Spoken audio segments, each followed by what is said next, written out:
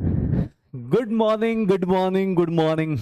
और मेरे यकीनियंस, क्या हाल चाल, कैसी चल रही है पढ़ाई लिखाई? हाँ, तो भैया आज है अपने पास 18 जुलाई, और 18 जुलाई को, हाँ 18 जुलाई आज का दिन इंपॉर्टेंट है।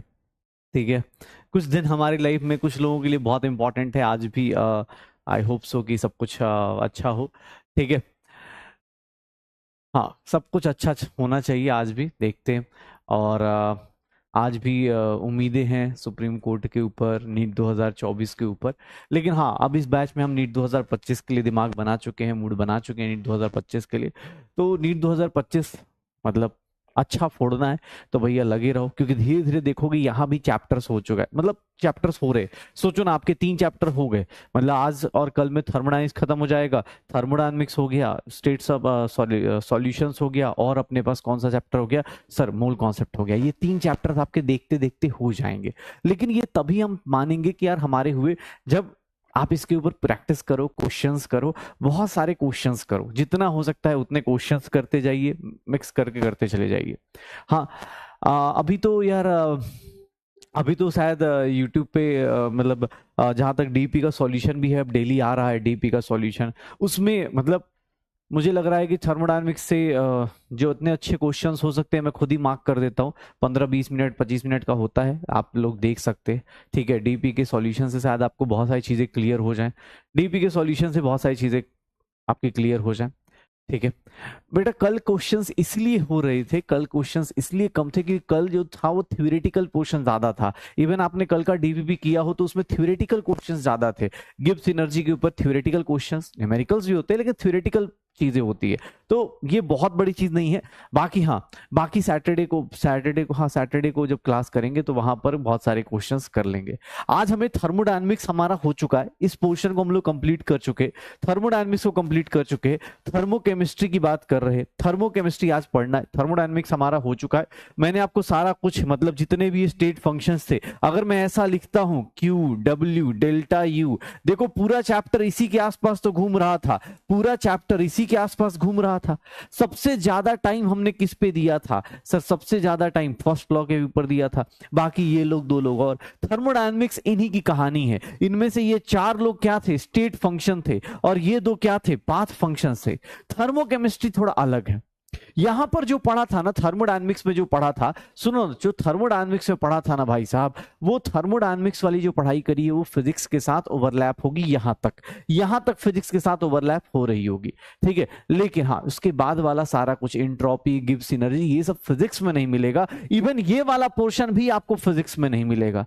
तो केमिस्ट्री का जो पोर्शन है ना, वो मेनली देखोगे तो ये वाला, और यहां पर जो ये सब पढ़ा है ना, ये फिजिक्स में नहीं मिलने वाला। ये सिर्फ और सिर्फ कहां मिलेगा? केमिस्ट्री में। सिर्फ और सिर्फ कहां मिलेगा? केमिस्ट्री मिलेगा, पक्का। देख लो, हमारा थर्मोडायनेमिक्स हो चुका है, और थर्मोडायनेमिक्स में हम लोगों ने, अगर मैं थर्मो को शायद हमने याद करो, हमने थर्मो के 3 पार्ट अब कर लिए हैं। थर्मोडायनेमिक्स के हमने 3-4 पार्ट कर लिए। याद करो, पिछले हफ्ते चैप्टर शुरू हुआ था, इस हफ्ते चैप्टर खत्म हो रहा है। बेसिक टर्म्स कर लिया था, इस बेसिक टर्म्स कर लिया है। बेसिक टर्म्स करने के बाद अगर जीरोथ लॉ ऑफ थर्मोडायनेमिक्स की बात करें, फिर हमने कौन सा करा? फर्स्ट लॉ ऑफ थर्मोडायनेमिक्स करा, फिर हमने सेकंड लॉ ऑफ थर्मोडायनेमिक्स करा, और फिर हमने थर्ड लॉ ऑफ थर्मोडायनेमिक्स करा। इन सब के अंदर यहां पर देखोगे तो यहां हीट और वर्क के साथ साथ हम लोगों ने डेल्टा यू पढ़ लिया, डेल्टा एच पढ़ लिया, डेल्टा एस पढ़ लिया, डेल्टा जी पढ़ लिया। यही तो किया है, और क्या किया है? यही सब हुआ था ना, याद है? यही सब तो थर्मोडायनेमिक्स से यही तो पढ़ना है। हाँ, इसके अंदर जो प्रोसेस थे ना भाई साहब, जो प्रोसेसेस थे वो अलग अलग कहानियां थी। याद करो, ये प्रोसेस, ये प्रोसेस, ये प्रोसेस, अगर किसी को याद ना आए तो याद रखना, ये 4 प्रोसेस तो हमेशा पता होना चाहिए। आइसोथर्मल, एडियाबेटिक, आइसोकोरिक, ये 4-5 प्रोसेस तो हमेशा आपको याद होना चाहिए। आइसोबारिक, इसके अलावा भी प्रोसेस थे, शायद याद करेंगे तो आपको दिख जाएगा। Cyclic process, reversible, irreversible process, reversible and irreversible process, reversible, irreversible process, और उसके अलावा भी हमने प्रोसेस में सर ये पढ़ा था, फ्री एक्सपेंशन का प्रोसेस होता है। अगर कहीं फ्री एक्सपेंशन लिखा है या कहीं वैक्यूम बोला गया है तो इसका मतलब क्या है आपको पता है। और अब तो आपको ये भी पता है कौन सा प्रोसेस स्पॉन्टेनियस होता है और कौन सा नॉन स्पॉन्टेनियस होता है। स्पॉन्टेनियस प्रोसेस कौन सा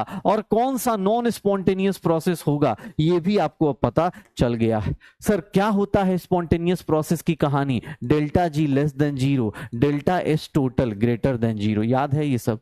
delta G system less than zero, यहां पर डेल्टा जी सिस्टम सिर्फ सिस्टम का गिब्स एनर्जी निकालना होता है, लेकिन इंट्रोपी में सर टोटल निकालना पड़ता है। याद करो ये सारी कहानियां पढ़ी थी, ये सारी कहानियां पढ़ी थी, हो जाएगा ये देखना अपने पास।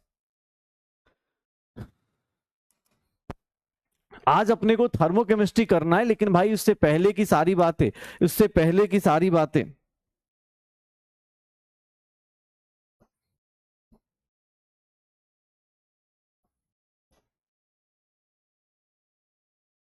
उससे पहले की सारी बातें हम लोग कर चुके, पक्का। अच्छा ये देख लो, जब भी हम लोग से बोला जाए थर्मोडायनेमिक्स में तो इनके बीच का रिलेशन, ये प्रोसेस कौन सा प्रोसेस क्या होता था, सर ग्राफ से लेके हर एक चीज बताई गई है। ग्राफ से लेकर प्रेशर और वर्सेस वॉल्यूम का, सर कौन सा ग्राफ किसको रिप्रेजेंट करता है, किधर का ग्राफ किधर को जाएगा, किसके बारे में क्या कहानियां होंगी, ये सारा कुछ थर्मोडायनेमिक्स था। हमारा थर्मोडायनेमिक्स अब बेचारा लास्ट क्लास में विदा ले चुका है, लास्ट क्लास में विदा ले चुका है। हमें किसी रिएक्शन को कपलिंग करके भी स्पॉन्टेनियस बना सकते हैं, किसी रिएक्शन का गिब्स एनर्जी देख के बता सकते हैं कि वो स्पॉन्टेनियस है या नहीं है, पक्का हो जाएगा। तो एक काम कीजिएगा ना, आपको बस 2 दिन दे रहा हूं, आज और कल, आज और कल, सैटरडे को बेटा, सैटरडे को अगर मुझे टाइम, सैटरडे की क्लास जो होगी उसमें कम से कम मिनिमम 50 क्वेश्चन, मिनिमम 50 क्वेश्चन, जो बचा खुचा पार्ट होगा वो पढ़ाने के बाद मिनिमम 50 क्वेश्चन पढ़ के आइएगा। मैं आपको 2 दिन पहले बता रहा हूं, थर्मोडायनेमिक्स के मिनिमम 50 क्वेश्चन लेके आऊंगा सैटरडे। हाँ सैटरडे, ठीक है सैटरडे। आज अभी थर्मोकेमिस्ट्री चालू करेंगे, क्यों? क्योंकि भाई देखो कितने लोग होते हैं ना सैटरडे को कम पढ़ते हैं, तो टेस्ट होता है इसलिए पढ़ाई कम करते हैं, इसीलिए क्वेश्चन आज नहीं कराएंगे, क्वेश्चन करा देंगे हाँ 50 क्वेश्चन, ठीक है पढ़ के आई। अरे भाई जो डीपीपी में हो ना हो उससे फर्क नहीं पड़ता, आप पढ़ के आइए, कम से कम 50 क्वेश्चन कीजिए। एक्चुअली दिक्कत क्या है, 50 क्वेश्चन करने के लिए मुझे कम से कम 2 से 2.5 घंटे चाहिए। अब दिक्कत ये हो जाती है कि यार वो टाइम मिल नहीं पा रहा, कभी सैटरडे को सबकी ही क्लास लगी रहती है, फिर तो इसलिए मैंने सैटरडे का देखता हूँ, सैटरडे को मिनिमम 50 क्वेश्चन तो कराऊंगा ही कराऊंगा, ठीक है। संडे को टेस्ट है ना भाई, तो सैटरडे को क्वेश्चन कर लेना, सैटरडे को क्वेश्चन कर लेना। अभी थर्मोकेमिस्ट्री पढ़ लेते हैं। थर्मोकेमिस्ट्री इतना डिफिकल्ट बेटा टॉपिक ही नहीं है, क्यों? क्योंकि इससे ज्यादा डिफिकल्ट हो ही नहीं सकता। देखो जितना दिमाग घुमाना था ना, जितना दिमाग चलाना था इधर चलाना था। इसके बाद जो पोर्शन पढ़ने वाले हैं, थर्मोकेमिस्ट्री वाला जो पोर्शन पढ़ने वाले हैं भाई बहुत डिफिकल्ट है, पता है क्यों? क्योंकि थर्मोकेमिस्ट्री में अरे संडे को टेस्ट है, सैटरडे क्वेश्चन प्रैक्टिस कराने के लिए, क्वेश्चन प्रैक्टिस तो कर ही सकता है ना बाबू सोना। हाँ तुमसे हम पूछ सकते हैं ना टेस्ट जाने से पहले खाना खाया कि नहीं, तो वैसे ही क्वेश्चन किया कि नहीं किया, हम भी क्वेश्चन करा लेंगे। 50 क्वेश्चन मिनिमम करेंगे सैटरडे को, लेकिन सैटरडे को करेंगे। अब वो टाइम कौन सा होगा अभी नहीं बता सकते, हाँ जब भी होगा फ्री टाइम लेके आएंगे, 2 घंटे लगे, 3 घंटे लगे, 4 घंटे लगे, हम फ्री टाइम में करेंगे एकदम, ठीक है एकदम। चलो अरे फॉर्मूला प्रैक्टिस शीट सब कुछ मिल जाएगी यार, टेंशन मत ले। चलो आज देखते हैं बहुत डिफिकल्ट थर्मोडायनेमिक्स के अंदर कौन सा पोर्शन पढ़ना है, थर्मोकेमिस्ट्री। भाई साहब इससे डिफिकल्ट पोर्शन शायद ही तुमने अब पढ़ना हो। थर्मोकेमिस्ट्री क्या है सर? वो ब्रांच ऑफ फिजिकल केमिस्ट्री है जो किसको डील करता है कि भैया देखना एक बार, ये क्या मजाक है, heat between system and surrounding when a change और phase of chemical reaction takes place. मतलब जब कोई केमिकल रिएक्शन होती है तो कितनी हीट सराउंडिंग को, हीट से सिस्टम से सराउंडिंग जाती है, सराउंडिंग से सिस्टम में आता है, उसी को क्या बोलते हैं? थर्मोकेमिस्ट्री बोलते हैं। ध्यान सुनना, थर्मोकेमिस्ट्री बेटा 2 दिन का होता है, थर्मोकेमिस्ट्री बहुत ज्यादा नहीं होता है। थर्मोकेमिस्ट्री 2 दिन बहुत है उसके लिए, अगर हम बात करें सही से पढ़ें तो। बाकी अब चैटिंग में चलने लगे कुछ भी तो फिर तो कुछ होगा ही नहीं। थर्मोकेमिस्ट्री की बात पढ़ के आना सैटरडे का, मैं पहले बता रहा हूँ, फ्राइडे नहीं इस बार सैटरडे बहुत महा केबीडी करेंगे, पूरा थर्मोडायनेमिक्स पढ़ के आइएगा। ये देखिएगा मैं बोल रहा था ब्रांच ऑफ फिजिकल केमिस्ट्री, इसके क्वेश्चन साथ साथ में लगाते जाएंगे। फिजिकल केमिस्ट्री का वो ब्रांच जो सिस्टम के अंदर हीट और सराउंडिंग के अंदर का जो हीट चेंज है उसकी बातें करेगा। अब तुम्हें लगा सब बहुत डिफिकल्ट होगा, अरे भैया थर्मोकेमिस्ट्री तुम्हें ऑलरेडी आती है। क्यों? क्योंकि तुम्हें भी पता है किसी भी रिएक्शन को देखोगे तो तुम्हें ये शायद चीजें याद हो कि नहीं, याद करना ये चीजें पता है ना, एक्सोथर्मिक रिएक्शन थी और एक अपने पास एंडोथर्मिक रिएक्शन थी। कितने लोग, चलो खुद से एक बार एक्सोथर्मिक और एंडोथर्मिक का ग्राफ बना के बताओ। मैंने ग्राफ बना के दिखाया था। एक्सोथर्मिक में डेल्टा एच लेस देन 0, मतलब HP minus H R less than 0। याद करो ये ग्राफ हमने करा था क्या? यहां रिएक्टेंट की एनर्जी क्या होती है? ज्यादा होती है। ये ग्राफ आप खुद से बना सकते हो। थर्मोकेमिस्ट्री बस इसी को डील करता है, एनर्जी और इधर रिएक्शन कोऑर्डिनेट। ये ग्राफ देख लो बेटा, अगर खुद से बना सकते हो ये ग्राफ, ये देखिएगा, ये रिएक्टेंट की एनर्जी ज्यादा, प्रोडक्ट की एनर्जी कम। इसी को कौन सा रिएक्शन बोलते हैं? एक्सोथर्मिक। इसी को कौन सा रिएक्शन बोलते हैं? एक्सोथर्मिक। ये देखना अपने पास, ये देखना, हाँ ये देखना, एंडोथर्मिक की बात करें तो डेल्टा एच की बात करें, delta H greater than 0, sir HP minus H R, HP minus H R greater than 0, HP is greater than H R. Sir याद करो। अब ये सब ग्राफ आपको बोलो अरे सर कितना डिफिकल्ट है। भैया ये ग्राफ ना फिर से मैं आपसे उम्मीद करूंगा, जब मैं क्या पढ़ाऊंगा आपको, केमिकल काइनेटिक्स, मैं उम्मीद करूंगा कि सर आप ये ग्राफ फिर से याद रखें कि हाँ सर ये ग्राफ मुझे पता है। क्योंकि इन दोनों के बीच का गैप जो होता है, इन दोनों के जो बीच का गैप होता है उसी को इंथैल्पी बोल देते हैं। और ये जो ऊपर और नीचे का गैप होता है उसको क्या बोलते हैं? ये क्या होगा अपने पास केमिकल काइनेटिक्स में? जब एक्टिवेशन एनर्जी आएगी तो ये थ्रेशोल्ड एनर्जी होगी, बात करेंगे वहां पर। अभी के लिए तो बस इतना जान जाइए कि प्रोडक्ट और रिएक्टेंट का जो गैप होता है इसी को रिएक्शन की क्या बोलते हैं? एंथैल्पी बोलते हैं। तो कोई भी रिएक्शन होगा तो दो ही चीजें होंगी, या तो एनर्जी गेन करेगा या फिर एनर्जी लूज करेगा। कोई भी रिएक्शन होगा तो दो ही चीजें होंगी, या तो एनर्जी गेन करेगा या तो फिर एनर्जी क्या हो जाएगा। ठीक है, हाँ हाँ थर्मो कंप्लीट हो गया ना भाई, थर्मोडायनेमिक्स हो गया, थर्मोकेमिस्ट्री भी हो जाएगा। ठीक है, टेंशन मत लो, टेस्ट से पहले तुम्हारा हो जाएगा। एक्सोथर्मिक एंडोथर्मिक हो जाएगा सर, श्योर हो। अब कभी भी कोई रिएक्शन देना एक्सो और एंडो के बारे में पता है थर्मोकेमिस्ट्री में, सच बताऊं थर्मोकेमिस्ट्री अभी शुरू करता हूं और अभी खत्म कर देता हूं, अभी शुरू करता हूं और अभी खत्म कर देता हूं। कैसे? थर्मोकेमिस्ट्री पता है किसकी बात करता है? थर्मोकेमिस्ट्री क्या बात करता है? जितने भी कोई भी रिएक्शन है, फॉर अ रिएक्शन। अब तुम बोलोगे देखना सर आज बस इसके साथ खेलना चालू करेंगे आज और कल में, अदरवाइज कुछ भी नहीं है थर्मोकेमिस्ट्री में। बस बता रहा हूं आपको, कोई भी रिएक्शन दिया हो, किसी भी टाइप का रिएक्शन दिया हो, उसमें रिएक्टेंट्स होंगे, प्रोडक्ट्स होंगे, रिएक्टेंट्स होंगे, प्रोडक्ट्स होंगे। ध्यान सुनना अपने पास, रिएक्टेंट्स होंगे, प्रोडक्ट्स होंगे। थर्मोकेमिस्ट्री में क्या होता है सर? जितने भी स्टेट फंक्शंस पढ़े थे आपने, अगर मैं बोलूं डेल्टा जी ऑफ रिएक्शन तो आपने सबने बोला था, कल भी बोला था कि sir delta G of product करना है, डेल्टा जी ऑफ प्रोडक्ट करना है, डेल्टा जी ऑफ रिएक्टेंट करना है, delta G of product minus delta G of reactant करना है।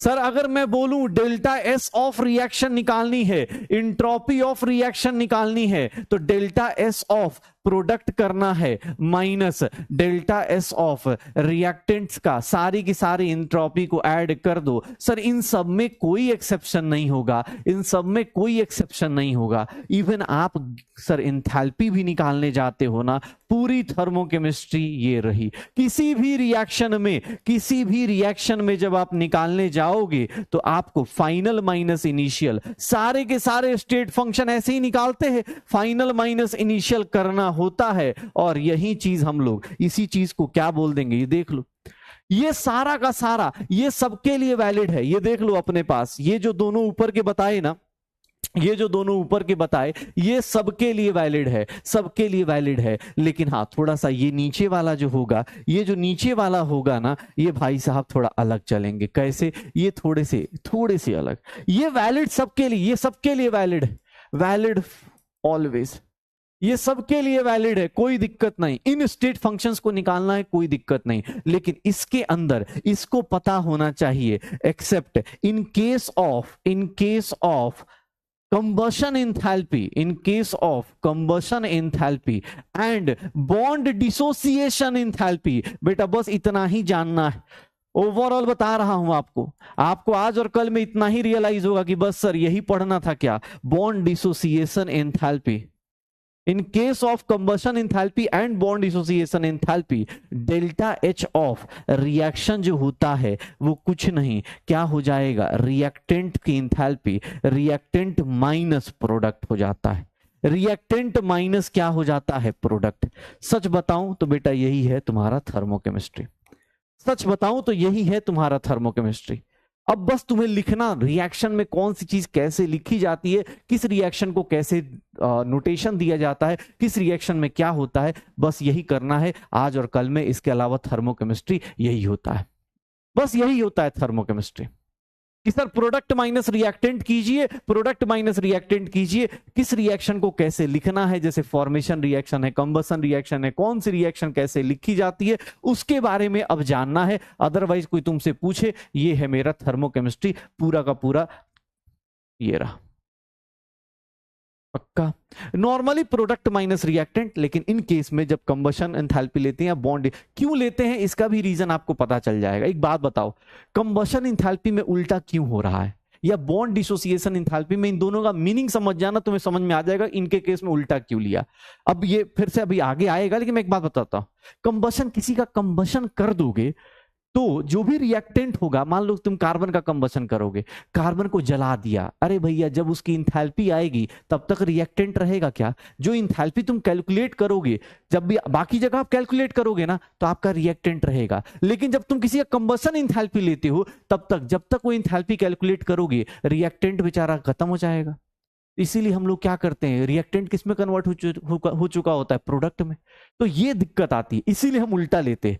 जैसे मैं बोलूं बॉन्ड डिसोसिएशन एंथैल्पी, अरे भैया किसी का बॉन्ड डिसोसिएशन एंथैल्पी कैलकुलेट करने जाएगा तब तक तेरा रिएक्टेंट किस में कन्वर्ट हो जाएगा, प्रोडक्ट में, क्योंकि तोड़ रहा है ना, बॉन्ड तोड़ेगा तो ऑब्वियस रिएक्टेंट किस में कन्वर्ट हो जाएगा, प्रोडक्ट में। इसीलिए थोड़ा अलग चलते हैं, बाकी लोगों के केस में कोई दिक्कत नहीं आती, बाकी लोगों के केस में कोई दिक्कत नहीं आती है। यही दो केस याद रखिएगा, क्योंकि इसके केस में जो रिएक्टेंट है बेचारा रिएक्टेंट रह नहीं पाता जब तक आप कैलकुलेट करते हैं इस एंथैल्पी को या इस एंथैल्पी को लेते हैं तब तक। पक्का हो जाएगा। अब आ जाइए, कोई भी आपसे देख लो भाई, मेरे से कोई पूछेगा, लेकिन हाँ अब थर्मोकेमिस्ट्री में कुछ फॉर्मेलिटीज हैं। फॉर्मेलिटीज क्यों है सर, कहानी तो इतनी ही करनी है आज से लेके कल तक, लेकिन क्या होगा, ध्यान सुनना, क्या होगा ये देखना। अरे किसी का, मान ले एक बात बता, कार्बन का कंबसन एंथैल्पी निकालने जा रहा है, combustion enthalpy C+O2 gives CO2। जब तुम इस रिएक्शन की एंथैल्पी निकालोगे, एक बात बताओ, कंबसन एंथैल्पी जब कार्बन का निकालो, इसका मतलब क्या हो चुका होगा, कार्बन जल के कहां कन्वर्ट हो चुका होगा, CO2 में। मतलब तुम रिएक्टेंट, जो जिस रिएक्टेंट की वैल्यू निकालना चाहते हो वो रिएक्टेंट रह ही नहीं गया ना, वो तो किस में कन्वर्ट हो गया, प्रोडक्ट में। तो इसीलिए साइन उल्टा हो जाता है, और कुछ भी नहीं है, ठीक है, और कुछ भी नहीं है, छोड़ दो।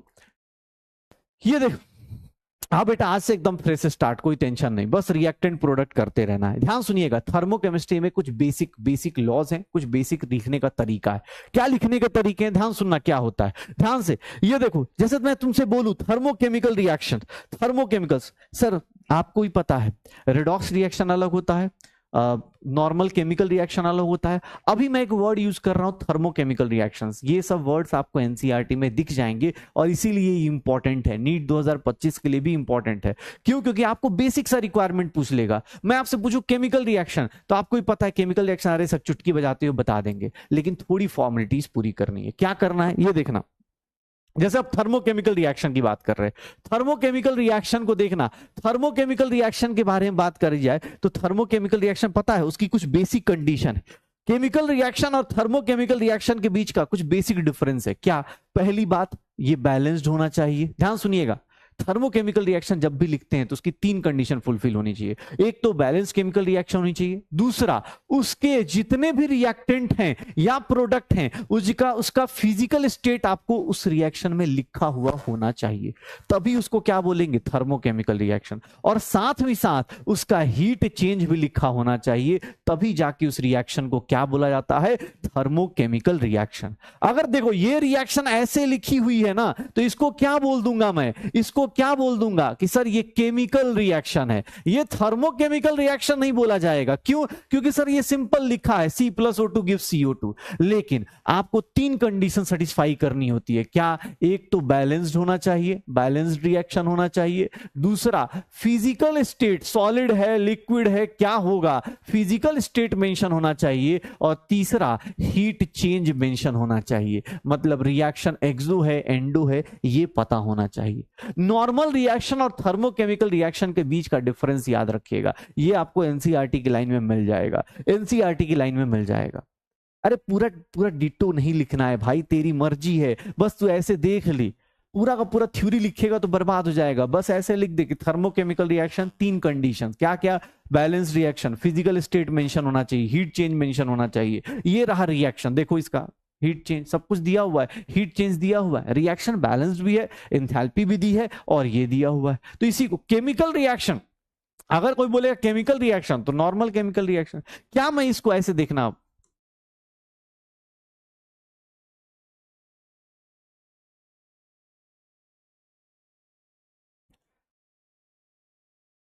क्या ये रिएक्शन थर्मोकेमिकल रिएक्शन है? यस और नो में आंसर बताना।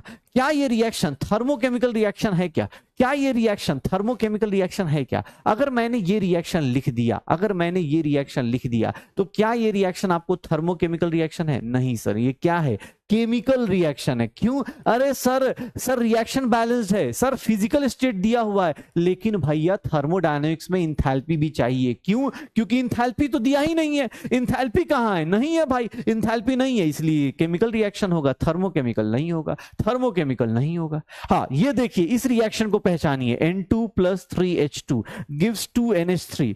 देखिएगा ध्यान से, ये गैस दिया है, अब पहचान लीजिए। आपको रिएक्शन एग्जाम हॉल में बेटा इतने ही छोटे क्वेश्चंस मिल सकते हैं। इसके केस में मान लो ऐसा दिया हुआ है y किलो जूल्स पर मोल, ऐसा रिएक्शन को, ऐसे रिएक्शन को क्या बोलेंगे हम लोग? इस रिएक्शन को क्या बोलेंगे? क्या ये थर्मोकेमिकल रिएक्शन है? यस सर, ये थर्मोकेमिकल रिएक्शन है, क्योंकि इसके अंदर वो तीनों कंडीशन सेटिस्फाई हो रही हैं।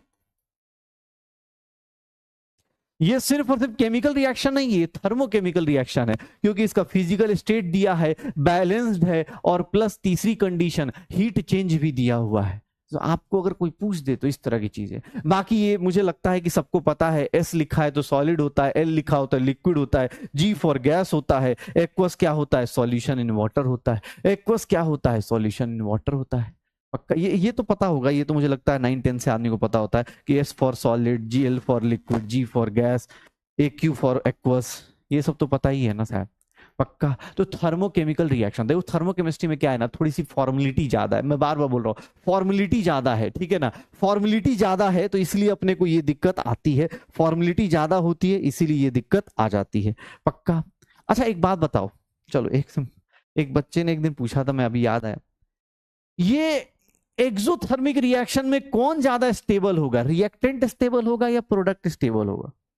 एनर्जी जिसकी ज्यादा होती है उसकी स्टेबिलिटी कम होती है ज्यादा होती है। एक्सोथर्मिक रिएक्शन में कौन ज्यादा स्टेबल होगा? चलो बताओ, इस रिएक्शन में कौन ज्यादा स्टेबल होगा? बता सकते हो? एक्सोथर्मिक में हम बोल सकते हैं प्रोडक्ट जो है, पक्का। क्यों? क्योंकि इसकी एनर्जी कम है। जिसकी एनर्जी कम होती है, जिसकी एनर्जी कम होती है उसकी स्टेबिलिटी क्या होती है सर? ज्यादा होती है।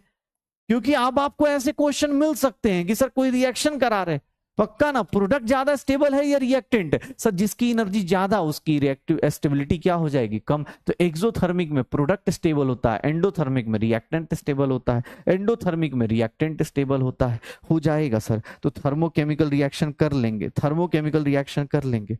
अच्छा थर्मोकेमिकल रिएक्शन आप लोग कर लेंगे, ठीक है। थर्मोकेमिकल रिएक्शन आप पहचान भी लेंगे कि हाँ सर ये पहचानने का तरीका है, ये पहचानने का तरीका है, ये हम लोग पहचान लेते हैं, ये हम लोग पहचान लेते हैं, ठीक है।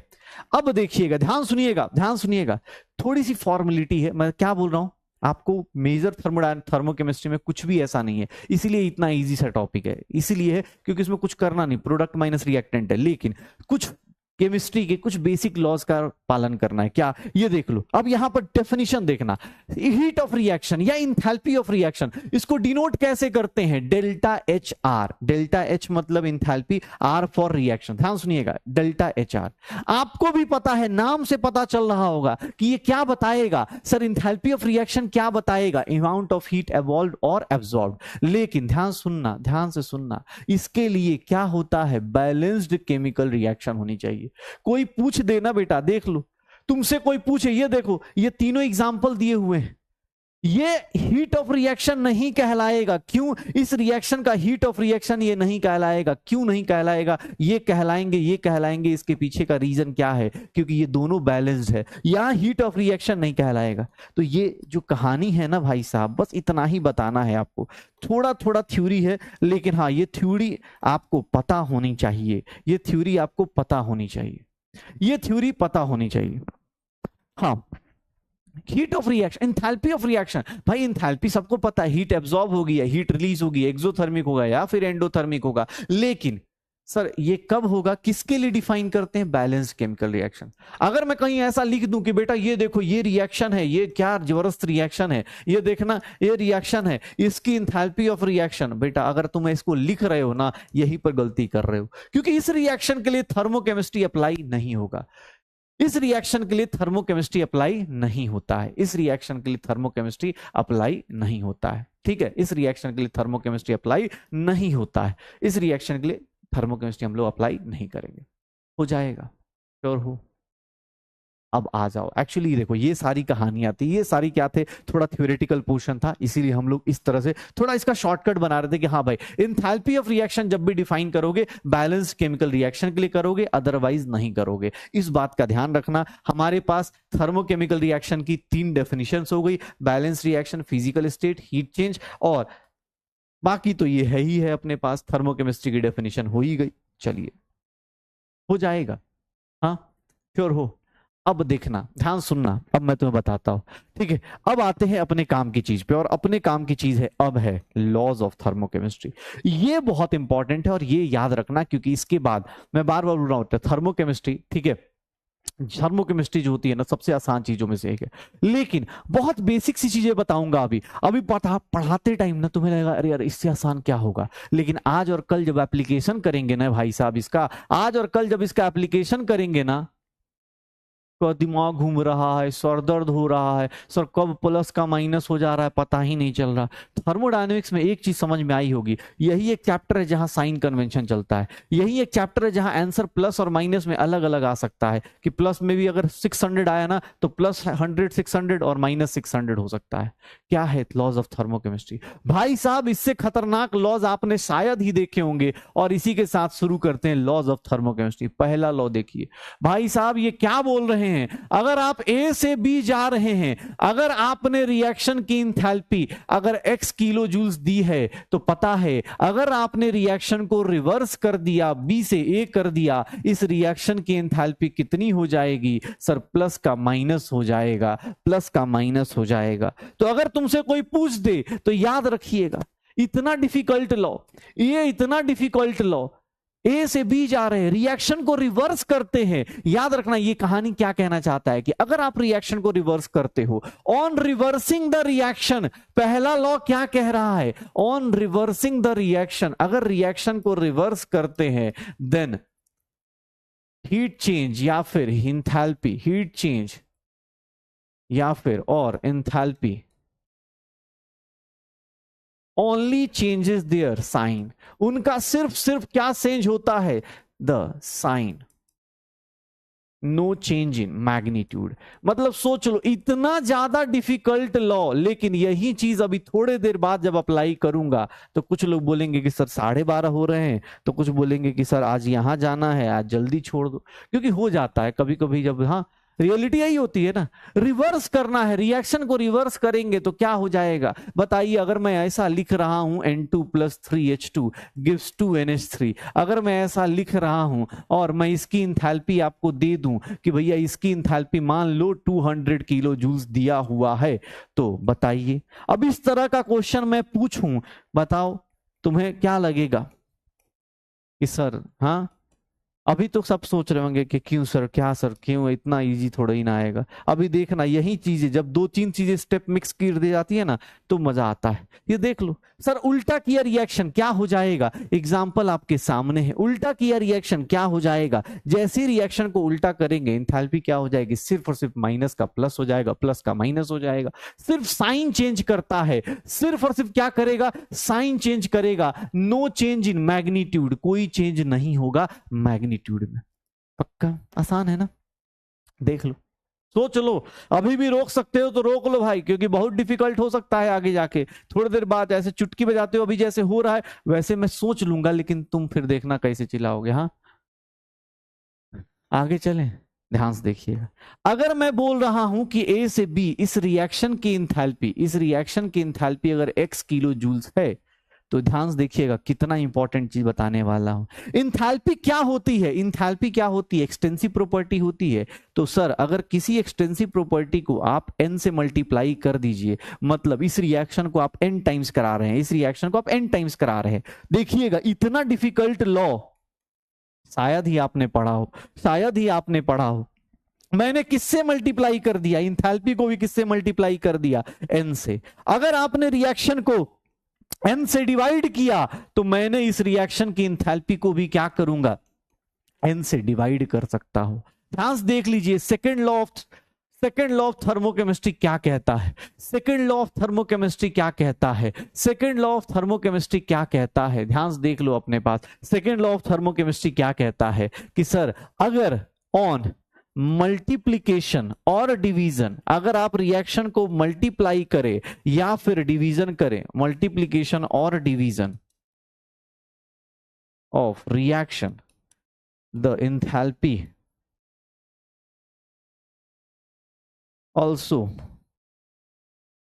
changes accordingly।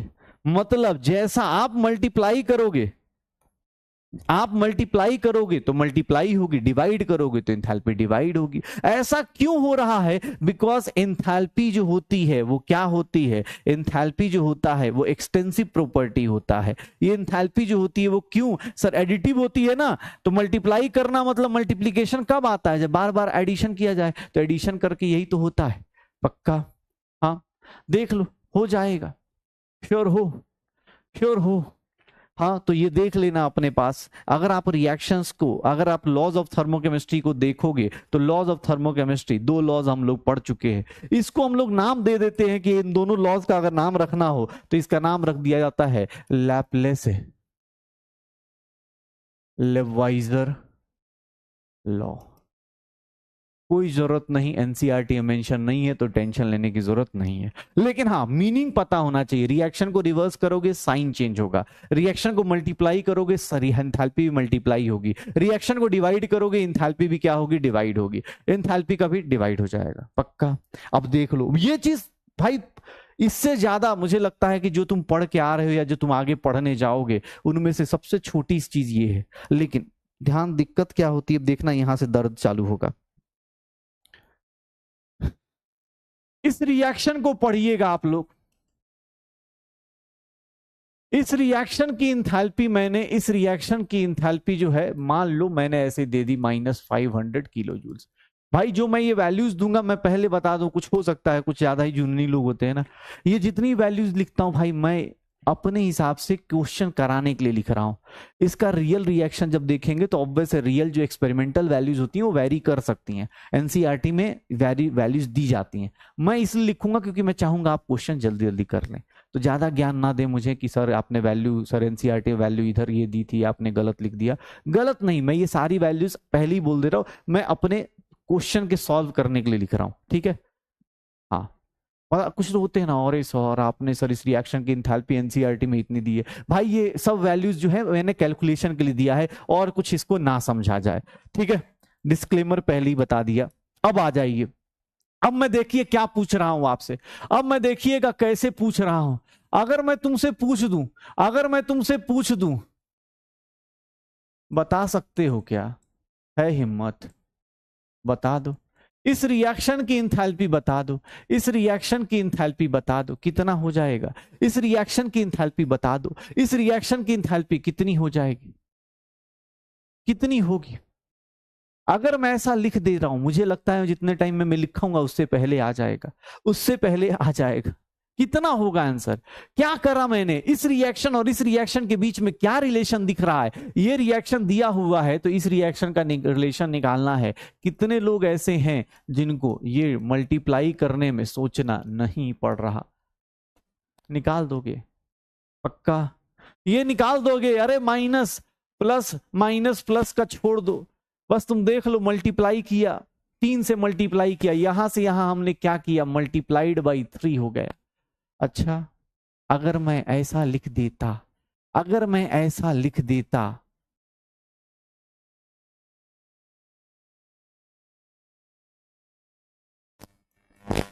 जल्दी से जल्दी इस रिएक्शन की इंथैल्पी बता सकते हो क्या? इस रिएक्शन की इंथैल्पी बता सकते हो क्या? अगर आप इस रिएक्शन को, पहला रिएक्शन दिया हुआ है और उसको देख के बाकी रिएक्शन सोच लो, आपको ये रिएक्शन दी हुई है, आपको ये रिएक्शन गिवन है, इसके अलावा आप देख लो, आप इसके हिसाब से बता सकते हो इसकी वैल्यू क्या होगी। सर आपने डिवाइड कर दिया, तो डिवाइड कर दिया, कितने से डिवाइड किया? सर ये इससे डिवाइड किया, तो मेरा आंसर इतना आ जाएगा, मेरा आंसर इतना आ जाएगा। सर यहां तक तो एकदम लॉलीपॉप टाइप हो गया, लेकिन अब देखना, थोड़े मैं मजे ले लूं। चलो इसका आंसर निकालना। रिएक्शन को मैंने उल्टा किया, पहला काम उल्टा किया, और दूसरा काम उसको किससे डिवाइड किया, आपको शायद दिख रहा हो। इस रिएक्शन की इंथैल्पी क्या आएगी? चलो पहले खुद से सोचो। मैंने आपको ट्रिक दे दिया, मैंने कहा देखो ये 2 क्वेश्चन तो एक एक स्टेप के थे, लेकिन अब मैं 2 स्टेप मिक्स कर रहा हूं, दोनों लॉज को मिक्स कर रहा हूं। पहले मैंने रिएक्शन को उल्टा किया, उल्टा किया, अमोनिया कहां चला गया? रिएक्टेंट से, प्रोडक्ट से कहां चला गया? रिएक्टेंट में। और अब रिएक्टेंट, ये देखो इसको उल्टा कर रहा हूं, देखो उल्टा कर दिया, और सबको किससे डिवाइड कर दिया? 2 से। दिख रहा है 2 से डिवीजन दिख रहा है कि नहीं दिख रहा? जादू तो नहीं दिख रहा कि सर रिएक्शन उल्टा हो गया, 2 गायब हो गया, ऐसा तो नहीं दिख रहा। इस रिएक्शन को यहां तक लेके आने में, अगर मान लो इसको फर्स्ट रिएक्शन बोल रहा हूं, तो ये रिएक्शन जो होगी, ये जो रिएक्शन है, क्या इसको मैं बोल सकता हूं कि सर ये कुछ नहीं, फर्स्ट रिएक्शन को रिवर्स किया गया तो -1 किया गया। देखना, रिएक्शन को रिवर्स किया गया तो सर -1 करूंगा, क्योंकि sign minus minus, divided by 2 करूंगा। देख लो, इस रिएक्शन को उल्टा करो तो -1 डिवाइड बाई 2। सर इसका माइनस करेंगे तो ये कितना हो जाएगा? 500 डिवाइड बाई 2, ये कितना हो गया? 250 किलो जूल्स आ गया क्या? एग्जाम हॉल में आप वैसे भी लिख सकते हो कि फर्स्ट रिएक्शन को उल्टा करेंगे, तो उल्टा करना मतलब उसके आगे क्या लगा दो? माइनस, माइनस माइनस प्लस हो जाएगा, प्लस होगा तो माइनस हो जाएगा। साइन चेंज करना है, चेंज कर देना, लिख सकते हैं।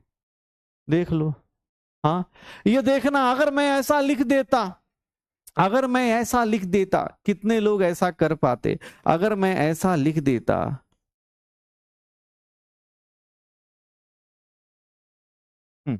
ये कितना हो जाएगा?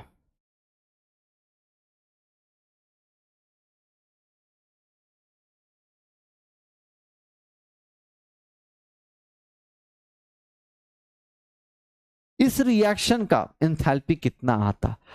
इस रिएक्शन की इंथैल्पी को क्या निकालते आप लोग? इस रिएक्शन की इंथैल्पी कितनी आ जाती? इस रिएक्शन की इंथैल्पी कितनी आ जाती? ये देख लो, किस रिएक्शन की इंथैल्पी कितनी आ जाती? रिएक्शन को उल्टा किया गया और उल्टा करके किससे डिवाइड कर दिया गया है? अगर आप इससे सोचोगे तो भी सोच लो कि रिएक्शन को उल्टा किया गया और किससे डिवाइड कर दिया? शायद 6 से डिवाइड कर दिया। इस रिएक्शन को देखो तो हमने कुछ नहीं, फर्स्ट रिएक्शन को उल्टा किया और किससे डिवाइड कर दिया? 6 से डिवाइड कर दिया। शायद आपको दिख जाए कि रिएक्शन उल्टा हुई, डिवाइडेड बाई कितना हो गया? 6। जो भी वैल्यू आए 500/6, जितनी भी आए आ जाएगी, आ जाएगा पक्का। तो रिएक्शन को उल्टा करना, सीधा करना, मल्टीप्लाई करना, डिवाइड करना समझ में आ रहा है। यही है थर्मोकेमिस्ट्री, सच बता रहा हूं। इसके बाद जैसे ही लॉज ऑफ थर्मोकेमिस्ट्री खत्म होगा ना, आज से लेके कल तक कम से कम 8-9 इंथैल्पी बता दूंगा, उसी में खेलते रहिएगा, कभी किसी को मल्टीप्लाई, कभी किसी को डिवाइड करते रहिएगा, इंजॉय करते रहे। हाँ हो जाएगा। अरे भाई एक बोला इक्वेशन में स्टेट मेंशन है, अरे भाई अब मेरे लिए भाई छोड़ दे यार, मैंने क्लास में बोला ना कुछ, अब ये सर गैस गैस लिख दूंगा यार, अब तू क्या चाह रहा है भाई, मैं कंप्यूटर थोड़ी ना, अब मैं क्वेश्चन, हाँ एक बोला था अभी कुछ देर पहले पीपीटी लेके आ गए, अरे भाई अब जहां पे अब ये सब चीजें देखना भाई, अब गैस गैस लिखूं मैं, लिखते लिखते बर्बाद हो जाऊंगा। हाँ इतने भी पैसे नहीं दे रहा भाई तू, मतलब इक्वेशन रॉन्ग, ठीक है, हाँ इक्वेशन रॉन्ग, अरे मान लेना सब जगह इक्वेशन स्टेट मेंशन है भाई, तू मेरी तरफ से मान ले, ये वैल्यू भी मैंने मान के करवाई ताकि मैं क्वेश्चन करवा पाऊं। हाँ कुछ दया आ रही है, चलते चले, एक लॉ और बताता हूं, एक लॉ और है उसके बाद, लॉज ऑफ थर्मोडायनेमिक्स में, थर्मोकेमिस्ट्री में दो लॉज हो गए, रिएक्शन को रिवर्स करोगे, रिएक्शन को रिवर्स करोगे साइन चेंज होगा, रिएक्शन को मल्टीप्लाई मल्टीप्लाई, रिएक्शन को डिवाइड डिवाइड। अब आ जाइए एक लॉ और है, वो है उसका नाम है, देख लेना बहुत खतरनाक लॉ है, पहले बताता हूं बहुत खतरनाक लॉ है कैसे, पहले लॉ बता दूं, हाँ लॉ दिखाता हूं, एक मिनट देखना, हेस लॉ देख लो, हेस लॉ देख रहे हो, देखना सांप की तरह कहीं काट ना ले, और इतना हेवी लाइन भाई साहब, ये एनसीईआरटी की लाइन है, if a reaction takes place in several steps, मतलब अगर सारे बहुत सारे स्टेप्स में हो रहा है तो उस केस में सर आपको उस सारे इंथैल्पीज को ऐड कर देंगे तो बाकी इंथैल्पी मिल जाएगी, बताइए इतना खतरनाक लॉ आपने शायद ही पढ़ा हो। ये याद रखिएगा, मान लीजिए आप ए से बी जा रहे हैं, लेकिन इस रिएक्शन की इंथैल्पी डायरेक्ट नहीं दी गई है, आपको ए से सी की इंथैल्पी दी गई है, डेल्टा एच की वैल्यू मान लो x1 दी गई है, सी से डी की इंथैल्पी डेल्टा एच की वैल्यू x2 दी गई है, और इसकी इंथैल्पी डेल्टा एच की वैल्यू x3 दी गई है, तो देख लीजिएगा, क्या आप इसकी इंथैल्पी बता सकते हैं, इस रिएक्शन की इंथैल्पी कितनी हो जाएगी, x1 plus x2 plus x3 हो जाएगी। और ये सबसे इंपॉर्टेंट लॉ है, ये सबसे इंपॉर्टेंट लॉ है, कैसे कैसे कैसे हेस लॉ क्यों इंपॉर्टेंट है, क्योंकि रिएक्शन अब ऐड करना, रिएक्शन को ऐड करना सब्ट्रैक्ट करना अब आपको पता चलेगा। देखो रिएक्शन को जब रिवर्स करते हैं ना तो हम उसको बोल देते हैं माइनस करना, क्यों, क्योंकि सर साइन चेंज कर रहा है। सिमिलरली यहां सारी की सारी रिएक्शंस क्या हो रही हैं, ऐड हो रही हैं, तो इंथैल्पीज क्या हो गई, ऐड। ध्यान से देखिएगा,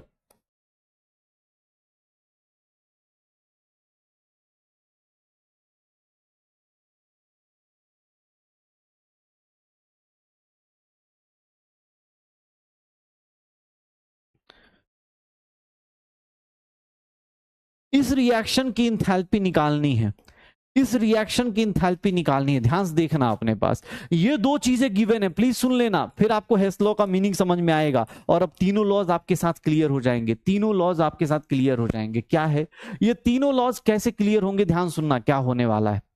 एक्स से वाई जा रहे हैं, इसका इंथैल्पी दिया है, एक्स से जेड जा रहे हैं, इसकी इंथैल्पी दी हुई है, हमें क्या चाहिए, जेड से वाई। ध्यान से देखिएगा कैसे, अब आपको आज के बाद कल तक, अब अगले एक साल तक थर्मोकेमिस्ट्री कैसे अप्लाई करना है। जेड कहां चाहिए, जेड कहां चाहिए आपको, रिएक्टेंट में, मतलब जेड को मुझे क्या करना पड़ेगा, ये रिएक्शन को रिवर्स करना पड़ेगा, क्या ये रिएक्शन को रिवर्स करना पड़ेगा, क्यों, क्योंकि सर मुझे जेड किधर चाहिए, मुझे इस रिएक्शन का ये मेरा रिक्वायर्ड रिएक्शन है, जेड को मैंने रिवर्स किया, जैसे ही मैंने रिवर्स किया इसकी वैल्यू कितनी हो गई, 200। अब सर वाई तो अपने को इधर ही चाहिए था, ये दोनों रिएक्शन की इंथैल्पी कितनी है, अब देख लो सर, जेड से वाई आ जाएगा, कैसे सर, एक्स रिएक्टेंट और प्रोडक्ट का कैंसिल आउट, जेड और वाई बचे, और इस रिएक्शन की इंथैल्पी जो होगी, इस रिएक्शन की जो इंथैल्पी होगी वो कितनी हो जाएगी, 100 प्लस 200 कितनी हो गई, 300। देख लो अब सारे लॉज मिक्स होने चालू होंगे, सारे लॉज मिक्स होने चालू होंगे, कैसे सर, जेड से, जेड को इधर क्यों लेके आए, क्योंकि भैया हमसे पूछ रहा था इस रिएक्शन की एंथैल्पी, जेड कहां है, रिएक्टेंट साइड, मुझे जेड कहां दिया गया है, प्रोडक्ट साइड, खींच के लाओ उसको इधर, खींच के लाओ इधर। अब उल्टा करोगे, उल्टा करोगे तो भैया ये क्या हो जाएगा, इसकी एंथैल्पी माइनस की प्लस हो जाएगी, और एक्स से वाई तो डायरेक्ट ऐड करेंगे, क्योंकि x x cancel out, Z से वाई निकल जाएगा, हो जाएगा, श्योर हो, डन। ये देख भाई यहां तक कर लेगा, ये सब अब देख तीनों लॉज अब मिक्स करना चालू कर रहे हैं, क्योंकि अब यहां से लॉज ऑफ थर्मोकेमिस्ट्री जो है ना, अब भैया लॉज ऑफ थर्मोकेमिस्ट्री ही मेजर है, इस बात का ध्यान रखिएगा, जब भी आपसे कोई पूछेगा लॉज ऑफ थर्मोकेमिस्ट्री से ही निकल के आएगा जो भी आंसर आएगा। कैसे निकालेंगे, किस तरह से करेंगे, देख लो, हो जाएगा, ये देखना।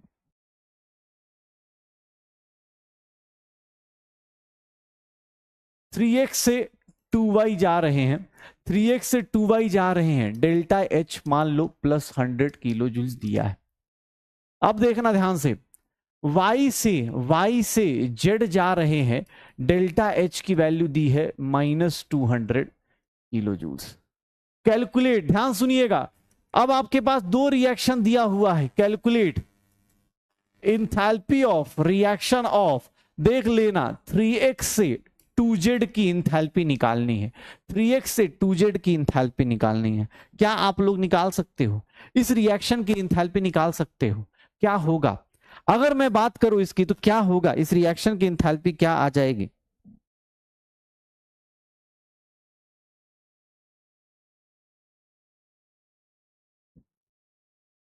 क्या होगा?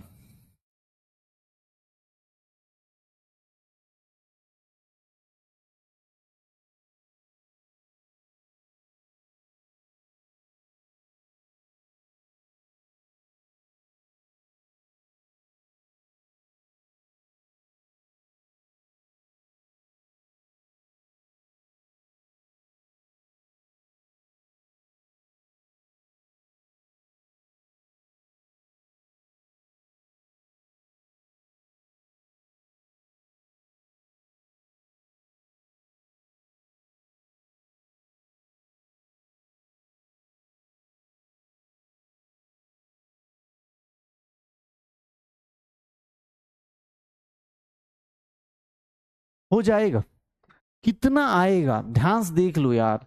अब देखना यहां पर, अब कुछ लोग, भाई मैं थोड़ा सा आप लोगों को बस इतना बताना चाहता हूं, मुझे क्या करना है देखना, एग्जाम हॉल में क्या चाहिए, मुझे ये रिएक्शन चाहिए, 3x दिया है, 3x दिया है, जो रिएक्शन चाहिए ना, ध्यान सुनना भाई, अभी से लेके कल तक यही करेंगे, प्लीज सुनना, इसका ट्रिक यही होता है। जो रिएक्शन देखो, जिस रिएक्शन की इंथैल्पी निकालनी है उसको देखो, 3x किधर चाहिए, रिएक्टेंट साइड, 2z किधर चाहिए, 2z मुझे ना प्रोडक्ट साइड चाहिए, मुझे z कितना दिया है, 1 दिया है। सर पहला काम क्या करेंगे, 3x से कहां चले जाएंगे, 2y। इस रिएक्शन की एंथैल्पी में कोई चेंज नहीं होगा, लेकिन सर दूसरे रिएक्शन को मुझे 2y से 2z करना पड़ेगा। क्यों? क्योंकि सर अगर मुझे 2z चाहिए तो ये कितना करेंगे, 400 किलो जूल्स। इन सबको ऐड कर दो, 2y से 2y कैंसिल, 3x से क्या बन जाएगा, 2z बन जाएगा, 3x से क्या बन जाएगा, 2z बन जाएगा। एंथैल्पी ऑफ रिएक्शन कितनी आ जाएगी, -300 किलो जूल्स आ जाएगा, -300 किलो जूल्स आ जाएगा enthalpy of reaction. Enthalpy of reaction -300 kilo joules आ जाएगा। ये ध्यान रखना, जब भी आपसे कोई बोले, जब भी आपसे कोई बोले ये आंसर में कैसे नहीं सर, अच्छा इसको निकालने का ये तरीका, पहला तरीका ये है। और अब देखो तुम्हें एक शॉर्टकट भी बता दूं, जरूरी नहीं, क्योंकि अब कल से हम लोग भी इसी को यूज करेंगे। सेकंड मेथड क्या होता है, अब तुमने इतनी कहानी करी, इसको मैं क्या करता हूं, फर्स्ट लिख दूं, इसको मैं क्या कर दूं, सेकंड लिख दूं। देखना, फर्स्ट रिएक्शन को आपने वैसा ही रखा, सेकंड रिएक्शन को आपने क्या किया है, 2 से मल्टीप्लाई किया और दोनों को ऐड कर दिया। तो हर एक बार ऐसे लिख के काटने की जरूरत नहीं, आप यही काम इंथैल्पी के साथ कर दो। फर्स्ट रिएक्शन की इंथैल्पी में कोई चेंज नहीं, लेकिन सेकंड रिएक्शन की इंथैल्पी में, सेकंड रिएक्शन की इंथैल्पी में आपको क्या करना है सर, 2 से मल्टीप्लाई करना है। सर ये मेथड आपको ज्यादा एग्जाम हॉल में यूज करना है, कोशिश कीजिएगा आप इस मेथड को यूज करें, क्योंकि इसमें ना रिएक्शन लिख के काटने का मौका नहीं मिलेगा, आराम से बिना लिखे कर सकते हैं। ठीक है, बिना लिखे कर सकते। इस रिएक्शन को उल्टा कर दीजिए, सर उल्टा करो, 2 से मल्टीप्लाई कर दीजिए, 2 से, क्यों? क्योंकि सर मुझे 2z चाहिए था, एक ही z दिया है, 2z चाहिए तो इसको 2 से मल्टीप्लाई करूंगा, बाकी अपने आप ही कैंसिल आउट हो जाएगा, बाकी आपके अपने आप ही कैंसिल आउट हो जाएगा। श्योर हो जाएगा। कभी भी कोई क्वेश्चन दे दे, अगर मान लो ऐसा कोई क्वेश्चन दिया हुआ है, अगर मैं ऐसा लिख रहा हूं, देखना अपने पास,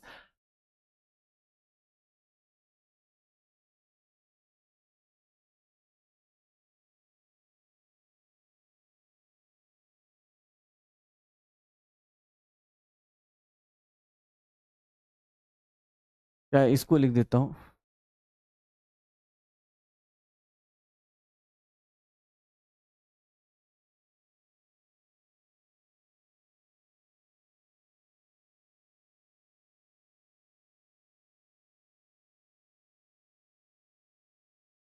इस रिएक्शन की इंथैल्पी निकालनी है, इस रिएक्शन की इंथैल्पी निकालनी है। क्या रिएक्शन की इंथैल्पी आएगी, क्या इस रिएक्शन की इंथैल्पी आएगी, क्या होगा, ये क्या होगा?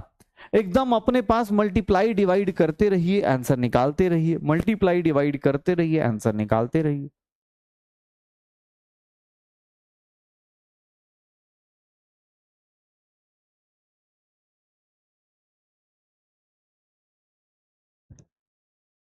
क्या होगा, क्या करेंगे?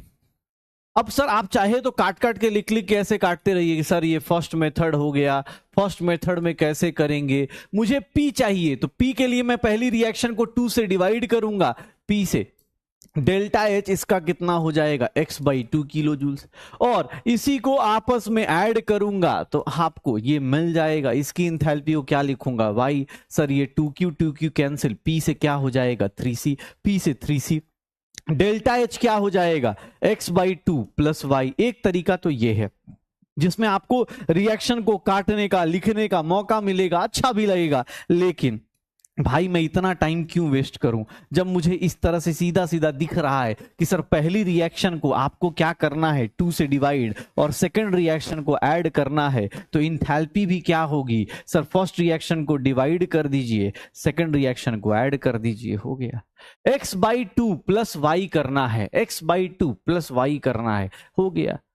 अब हर एक टाइम आपकी मर्जी, आपको लगता है इस मेथड से ऐसे सर मजा आता है कि इसे लिखे काटे मजा आ रहा है, अगर आप इस तरह से चलेंगे तो भी कोई दिक्कत नहीं, लेकिन अभी 2 रिएक्शन का एग्जांपल ले रहा हूं, अगर मैं 3 रिएक्शन का एग्जांपल लूंगा, 4 रिएक्शन का एग्जांपल लूंगा, तो वहां पर आपको लिख के काटने में बहुत टाइम लग जाएगा, फिर वहां पर ये शॉर्टकट आपका काम करेगा कि सर फर्स्ट रिएक्शन को आधा, सेकेंड रिएक्शन को जोड़ना है, किसी रिएक्शन को रिवर्स कीजिएगा तो उसको माइनस कर देंगे, और कुछ भी नहीं, हो जाएगा।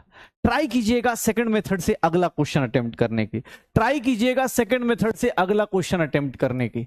जैसे मैंने बोला एक्स से वाई डेल्टा एच की वैल्यू जो है ये दे देता हूं 1 किलो जूल्स, ठीक है। ध्यान देखिएगा 3y से, ध्यान देखना अपने पास 3y से, या ऐसे लिख देता हूं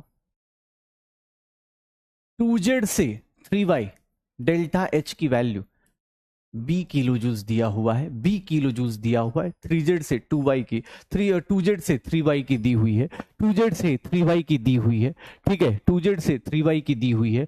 और अब देखना अपने पास, अब मुझे क्या बोला गया, अब मुझे क्या बोला गया कि सर 2z से मान लो क्या दे दिया है, W दिया जाए, इस रिएक्शन की इंथैल्पी C किलो जूल्स दी जा रही है, C किलो जूल्स दी जा रही है। ध्यान देखिएगा, calculate enthalpy of reaction of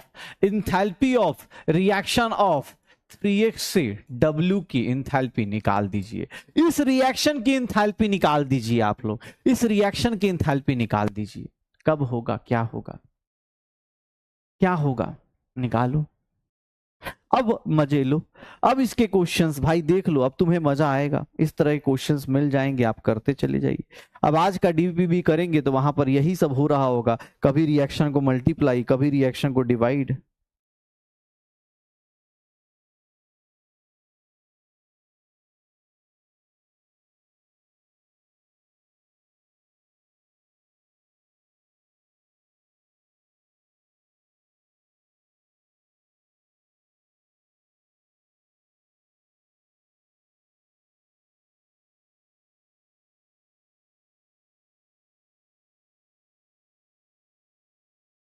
क्या होगा, किसी को भी लगता है, देखो मैं फिर से बोल रहा हूं, इसका 2 तरीके हैं, मैं अब लिखने को तो लिख लिख के करूं, लेकिन अगर आपको दिख रहा है कि सर मुझे x को 3 से मल्टीप्लाई करना पड़ेगा, तो 3 से मल्टीप्लाई करूंगा 3y होगा, डेल्टा h की वैल्यू क्या हो जाएगी 3 टाइम्स a हो जाएगी।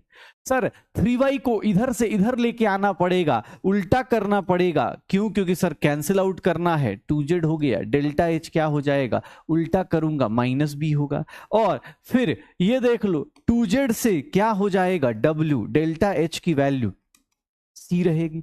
अगर मैं ऐड करूंगा 2z से 2z कैंसिल, 3y से 3y कैंसिल, 3x से क्या बनेगा w, डेल्टा h की value 3a - b plus c आएगा, 3a माइनस बी प्लस सी आएगा। लेकिन सच बताऊं तो इतनी कहानी आप इस तरह से लिखेंगे करेंगे कोई दिक्कत नहीं, आंसर आएगा, आपका भी आंसर आएगा। लेकिन भाई साहब ये हो गया आम जिंदगी, इसको बोलते हैं लंबी चौड़ी मेहनत करना। लेकिन इतनी मेहनत क्यों करनी है? आप एग्जाम हॉल में क्या पकड़ लीजिए, एग्जाम हॉल में सिंपल सा इस रिएक्शन को देखिए, 3x चाहिए, पहली रिएक्शन को देखना, इसका सेकंड मेथड देखना, सेकंड मेथड, और इसी को बोलते हैं मेंटोस वाली जिंदगी। कुछ नहीं करना, आपको 3x चाहिए, पहली रिएक्शन को किससे मल्टीप्लाई करेंगे? 3 टाइम्स। हाँ सुनना, पहली रिएक्शन को किससे मल्टीप्लाई करेंगे? 3 टाइम्स। सर 2z, डब्ल्यू किधर है? डब्ल्यू इधर है सर, इसमें कोई मल्टीप्लाई डिवाइड नहीं करना, कोई रिवर्स नहीं करना, तो 3 टाइम्स सेकंड, और उसके बाद थर्ड रिएक्शन को, इसको फर्स्ट रिएक्शन कर दिया, इसको मैंने सेकंड रिएक्शन कर दिया,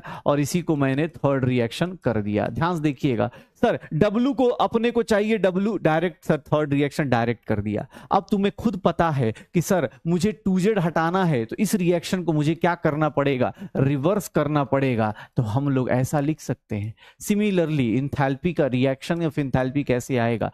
पहले वाले को 3 से मल्टीप्लाई, सी को माइनस क्या हो जाएगा? माइनस क्या हो जाएगा? बी आ जाएगा। माइनस क्या हो जाएगा? बी आ जाएगा। हो जाएगा भाई, ये देख लो सेकंड मेथड में एक लाइन लिखना है, आंसर आ जाएगा, एक लाइन बस। ये देख लो सेकंड मेथड में क्या करना है, सर ये लाइन लिखो, मल्टीप्लाई करो, आंसर निकाल दो, हो जाएगा पक्का। बाकी आपकी मर्जी है इस पे। अब आपको क्वेश्चन कैसे मिलेंगे, चलिए फटाफट कीजिएगा जल्दी बताओ। हीट ऑफ रिएक्शन बताओ, हीट ऑफ रिएक्शन बताइए, हीट ऑफ रिएक्शन बताइए कैसे निकलेगा? सबकी इंथैल्पी दी हुई है, आपको इस रिएक्शन की हीट ऑफ इंथैल्पी निकालनी है, इस रिएक्शन की इंथैल्पी निकालनी है, क्या आएगा? ये तो बड़ा ही सिंपल था है। इस रिएक्शन का कैसा होगा?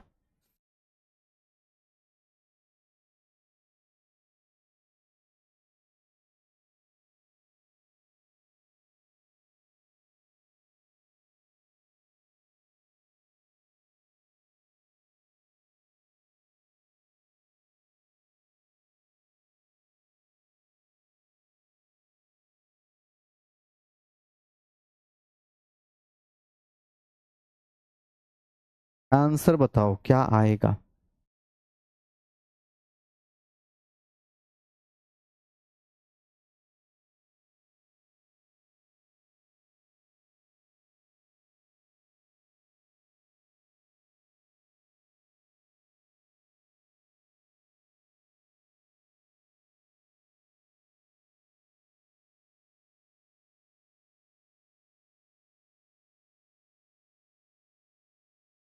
क्या हो जाएगा?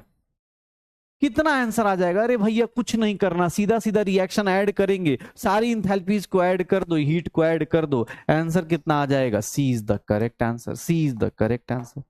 आ जाओ, इस रिएक्शन की इंथैल्पी निकालनी है, इस रिएक्शन की इंथैल्पी निकालनी है। दो रिएक्शन की इंथैल्पी दी हुई है, दो रिएक्शन की इंथैल्पी दी हुई है, इस रिएक्शन की इंथैल्पी निकालनी है। कैलकुलेट कीजिए कैसे निकलेगा, सामने वाले को बस ये देखना है कैसे निकाल सकते हैं, कैसे आएगा, सीधा सीधा आपको ये मिल जाएगा।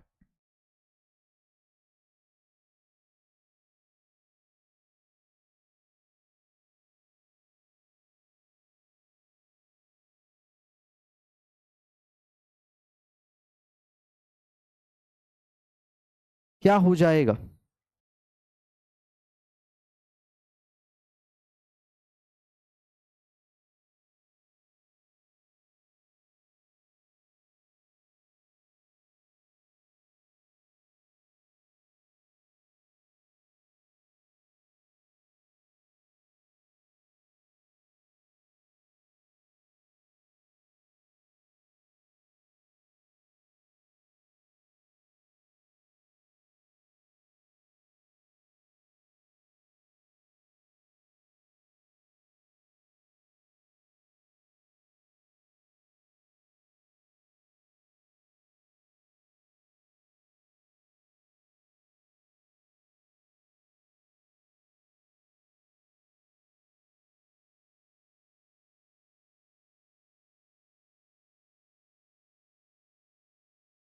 हो जाएगा क्या करना है? अरे सर कुछ नहीं, देखोगे दोनों को ऐड कर दोगे ना, ऐसे तो सीधा सीधा एडिशन ही दिख रहा है, दोनों को ऐड कर दोगे, -50 प्लस 100 जोड़ दोगे, कितना आ जाएगा सर? AO2 निकालना है, कितना आ जाएगा? +50 आ जाएगा। इन दोनों रिएक्शंस को ऐड करना है और कुछ भी नहीं, इन दोनों रिएक्शंस को ऐड करना है और कुछ भी नहीं। क्या आंसर आ जाएगा? यही आएगा।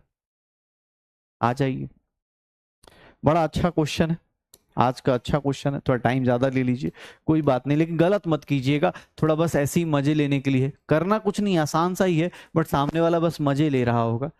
आराम से देख लीजिए, कोई दिक्कत नहीं।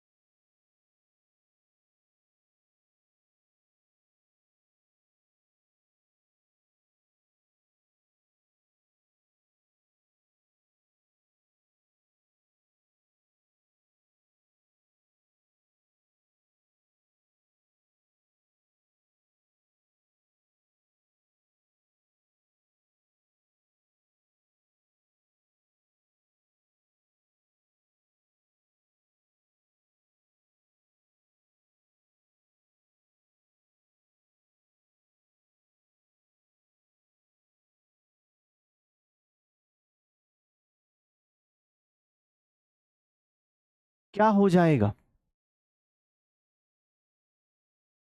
कितना आएगा?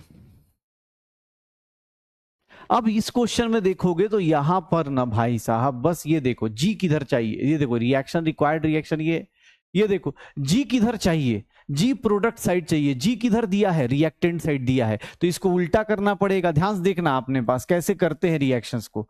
अब आपको सामने जरूरी नहीं कि हर एक चीज को लिख लिख के काटना है तभी मजा आएगा, नहीं।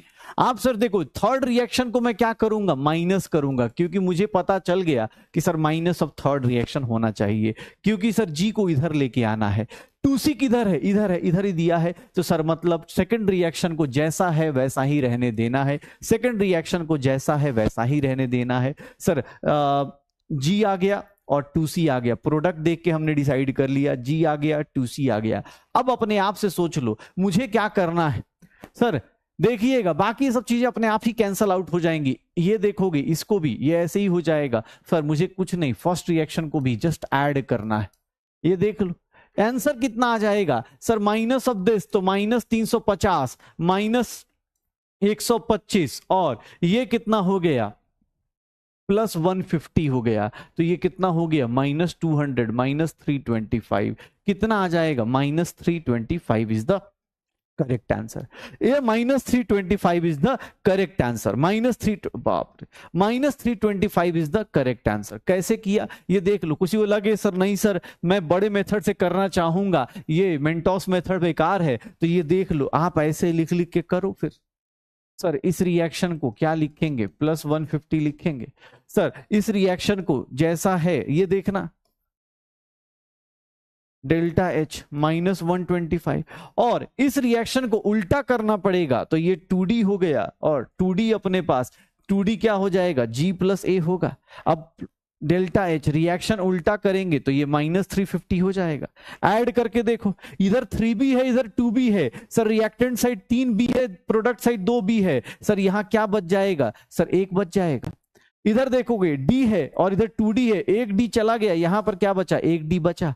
सर ये देखिएगा, सर यहां पर A से A चला गया, क्या बचा? B + D, that will give G + 2C, ये रिएक्शन आ जाएगी। और यहां पर बड़े वाले मेथड से करोगे तो भी आंसर आ जाएगा, लेकिन भाई टाइम लेगा बहुत ज्यादा, और कुछ नहीं है, आंसर उतना ही आएगा।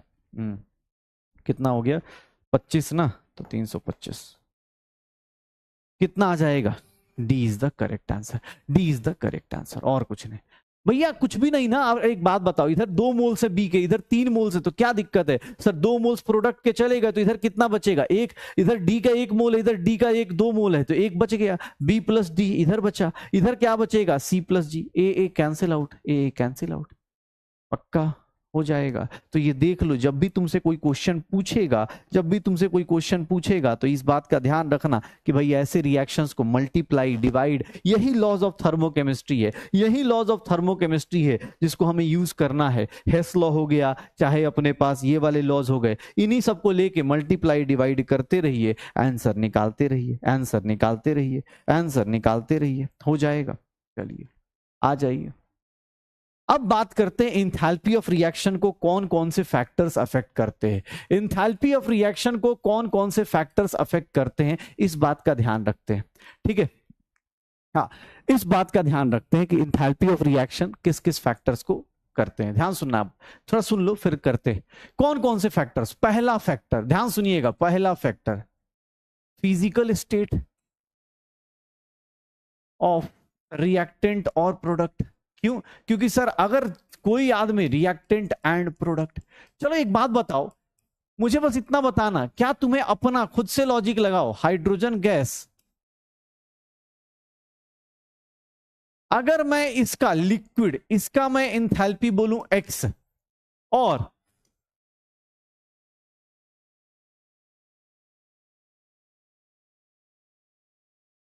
ये दोनों रिएक्शन की इंथैल्पी जो होगी, क्या लगता है दोनों रिएक्शन की इंथैल्पी इक्वल होगी क्या? एक्स और वाई इक्वल होंगे क्या? बस मुझे इतना बता दो, बस मुझे इतना बता दो, क्या मुझे ये रिएक्शन की इंथैल्पी आपको इक्वल आएगी क्या? मुझे बस इतना बताओ कि इस रिएक्शन की इंथैल्पी क्या इतनी ही आएगी क्या? एक्स और वाई दोनों एक दूसरे को इक्वल मान के चलेंगे क्या? सर दोनों इक्वल होंगे क्या? क्या मैं बोल सकता हूं x is not equals to y? क्यों? क्योंकि सर यहां लिक्विड बना रहे हो, यहां गैस बना रहे हो, लिक्विड और गैस है, दोनों का फिजिकल स्टेट अलग है, रिएक्टेंट सेम रहा, प्रोडक्ट का अगर फिजिकल स्टेट चेंज हो गया या प्रोडक्ट का रिएक्टेंट का फिजिकल स्टेट चेंज हो गया, इंथैल्पी की वैल्यू, रिएक्शन की इंथैल्पी अलग अलग हो जाएगी, अलग अलग हो जाएगी। कैसे? वो आपको देख लो, आपके सामने x is not equals to y, x और y इक्वल नहीं होंगे। तो याद रखिएगा, अगर एग्जाम हॉल में फिजिकल स्टेट चेंज कर दिया तो रिएक्शन भले ही देखने में इक्वल लग रही हो, उसकी इंथैल्पी क्या होगी? अलग अलग होगी, उसकी इंथैल्पी क्या होगी? अलग अलग होगी। अगर दूसरी चीज, अगर मैं रिएक्शन कंडीशंस देखूं, मतलब अगर कोई रिएक्शन कंडीशन है, रिएक्टेंट से प्रोडक्ट जा रहा है, अगर मैं इंथैल्पी कहां पर निकालने की कोशिश करूं, अगर मैं कांस्टेंट वॉल्यूम बोल दूं, अगर मैं कांस्टेंट वॉल्यूम बोल दूं, तो कांस्टेंट वॉल्यूम पे जो इंथैल्पी होती है, sir heat at constant volume को हम लोग क्या बोलते थे? Delta you.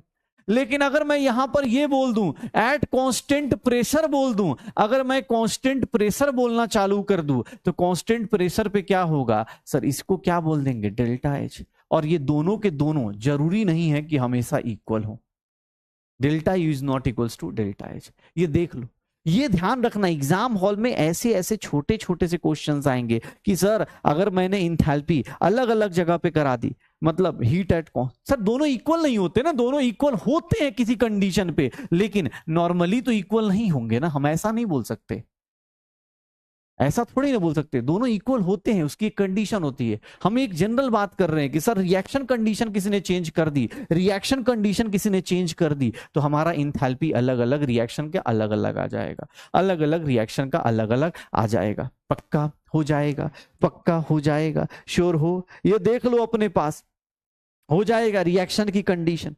दूसरा स्टोइचोमेट्रिक कोफिशिएंट पे भी फर्क पड़ेगा, या फिर स्टोइचोमेट्रिक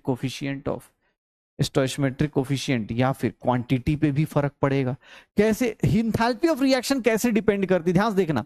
अगर आपने रिएक्टेंट से प्रोडक्ट कन्वर्ट किया, इसकी एंथैल्पी अगर x किलो जूल्स ले रहे हो, तो अब वही बात हो गई कि अगर मैंने n टाइम्स कर दिया, इसकी क्वांटिटी n टाइम्स कर दी, तो आपको अब ज्यादा अच्छे से पता है, बताने की जरूरत नहीं, एंथैल्पी क्या हो जाएगी? चेंज हो जाएगी। अगर मैंने डिवाइड कर दिया, r को a से डिवाइड कर दिया, प्रोडक्ट को भी a से, एंथैल्पी भी क्या हो जाएगा? x बाई ए हो जाएगा।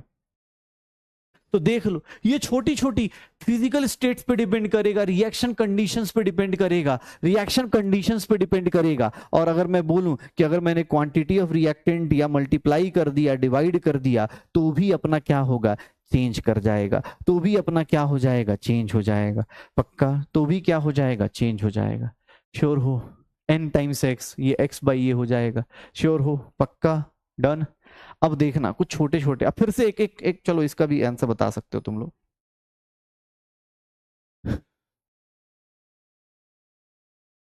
टेम्परेचर पे भी इंथैल्पी चेंज होती है शायद, ये बात मैं आपको बता चुका हूं। कैसे? याद करो, किरचॉफ्स इक्वेशन याद है? अगर हमने पढ़ा हो एट कांस्टेंट प्रेशर, अगर कांस्टेंट प्रेशर पे बात लिखी गई है तो वहां पर हमने एक लाइन बोली थी, याद करिएगा। कितने लोगों को ये फॉर्मूला याद है? Delta H T two, delta H T one. जब फर्स्ट लॉ जा रहा था तो हमने जाते जाते कुछ पॉइंट्स बताए थे। इसको क्या बोलते हैं? डेल्टा सीपी ऑफ रिएक्शन बोलते हैं। Where delta CP of reaction, delta CP of reaction, delta CP of reaction is nothing sir, क्या हो जाएगा? CP of product minus reactant. कुछ याद हो? यही था ना शायद, यही होता है कांस्टेंट प्रेशर पे, ये होता है। और अगर कांस्टेंट वॉल्यूम पे बोलेंगे तो कांस्टेंट वॉल्यूम पे शायद हम ये लाइन लिखते थे, कांस्टेंट वॉल्यूम पे बोलते थे तो हम शायद ये लाइन लिखते थे, delta U T two minus delta U T one divided by T two minus T one is equals to delta CV of reaction, delta CV of reaction. और यहां पर भी डेल्टा सीवी ऑफ रिएक्शन क्या होगा? CV of product minus. जितने भी state function होते हैं उनकी कहानी क्लियर होती है भैया, उनको फर्क नहीं पड़ता। प्रोडक्ट माइनस क्या होते हैं? रिएक्टेंट्स होते हैं। ये सब कुछ हमने पढ़ा है। इसको क्या बोलते थे? इन दोनों का हम लोग नाम रखते थे क्या? Kirchhoff's equation. शायद याद हो। तो इंथैल्पी ऑफ रिएक्शन अलग अलग टेम्परेचर पे अलग अलग फ्लक्चुएट करती थी। याद करो, इंथैल्पी ऑफ रिएक्शन अलग अलग रिएक्शन अलग अलग जगह पे, कांस्टेंट प्रेशर पे इंथैल्पी बोलते हैं, कांस्टेंट वॉल्यूम पे वी डेल्टा यू बोलते हैं, इंटरनल एनर्जी बोलते हैं। देख लीजिए, इसी को बोलते हैं थर्मोकेमिस्ट्री। थर्मोकेमिस्ट्री में कुछ भी नहीं करना, शायद सब कुछ पुराना पुराना ही रिवाइज कराया जा रहा है, शायद सब कुछ पुराना पुराना ही रिवाइज कराया जा रहा है, और कुछ भी नहीं है। पक्का हो जाएगा, ये देख लो।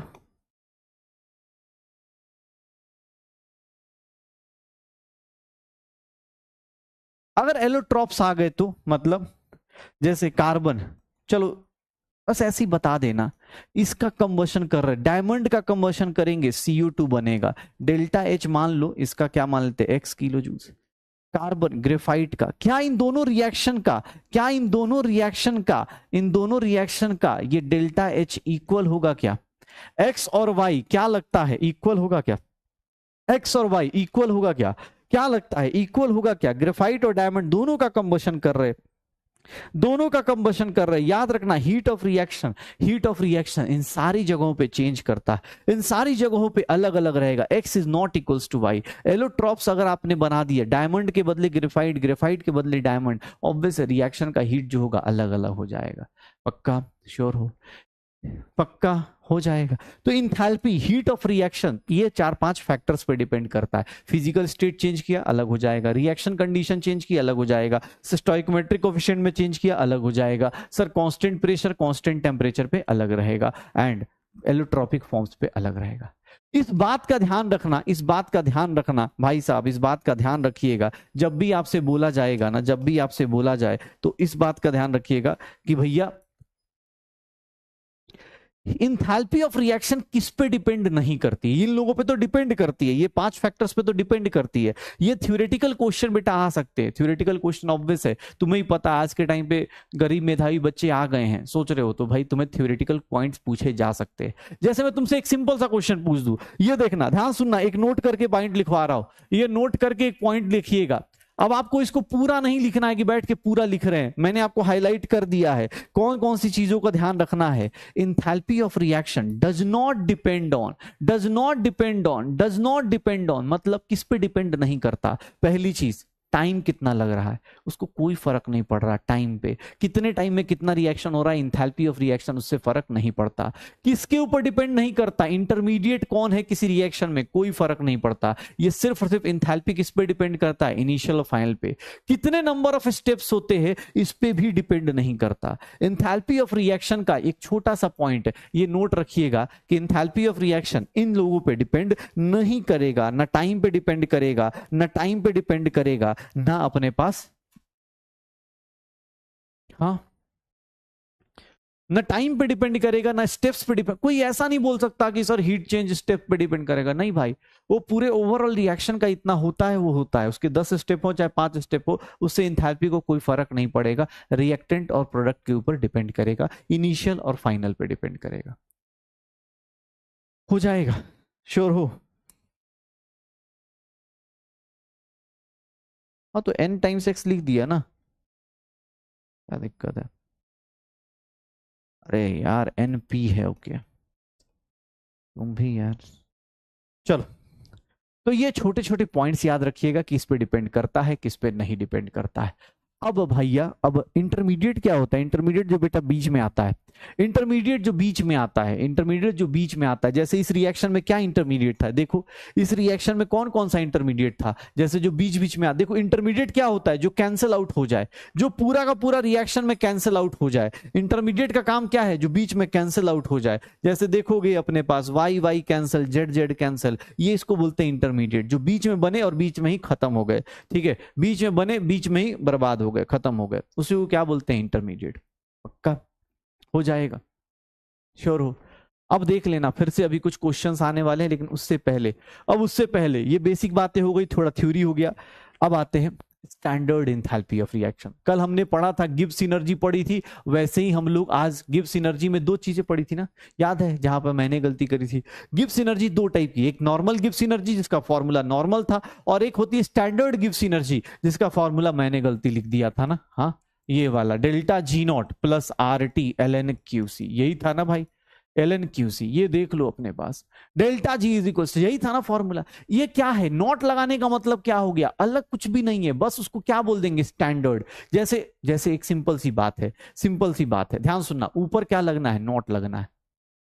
हाँ बेटा, नहीं पढ़ना तो छोड़ दो ना, क्या दिक्कत है, हाँ, नहीं पढ़ने का मन तो छुट्टी ले लो। छुट्टी लेने के लिए पूछे, देखो ऑनलाइन में पढ़ने का फायदा है ना, कहीं भी ऐसे एक उड़ता हुआ तीर देखो उधर दिखा होगा, कहीं पे दिख जाए बस छुट्टी।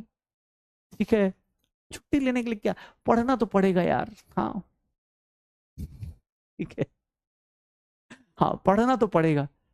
हाँ मेरी देखो, मैं अपनी गलती याद है, मैंने कल क्लास में गलती करी, मैं बहुत देर तो सोचता, मैंने कहा सोच क्या रहा था मैं भाई, क्योंकि देखो जब तक मिस्टेक्स आपको पता ना चले ना कि आप आखिर क्यों, आपसे कुछ गलतियां क्यों हुई, तो आपको पता होना चाहिए। ठीक है, तो गलतियों को एनालाइज करो भाई, ये कहना आसान होता है, करने में थोड़ा टाइम चाहिए। जैसे मैंने कल से सोचा, नहीं यार ये गलती मतलब गलत बात है, हाँ ऐसे थोड़ी ना होता है यार।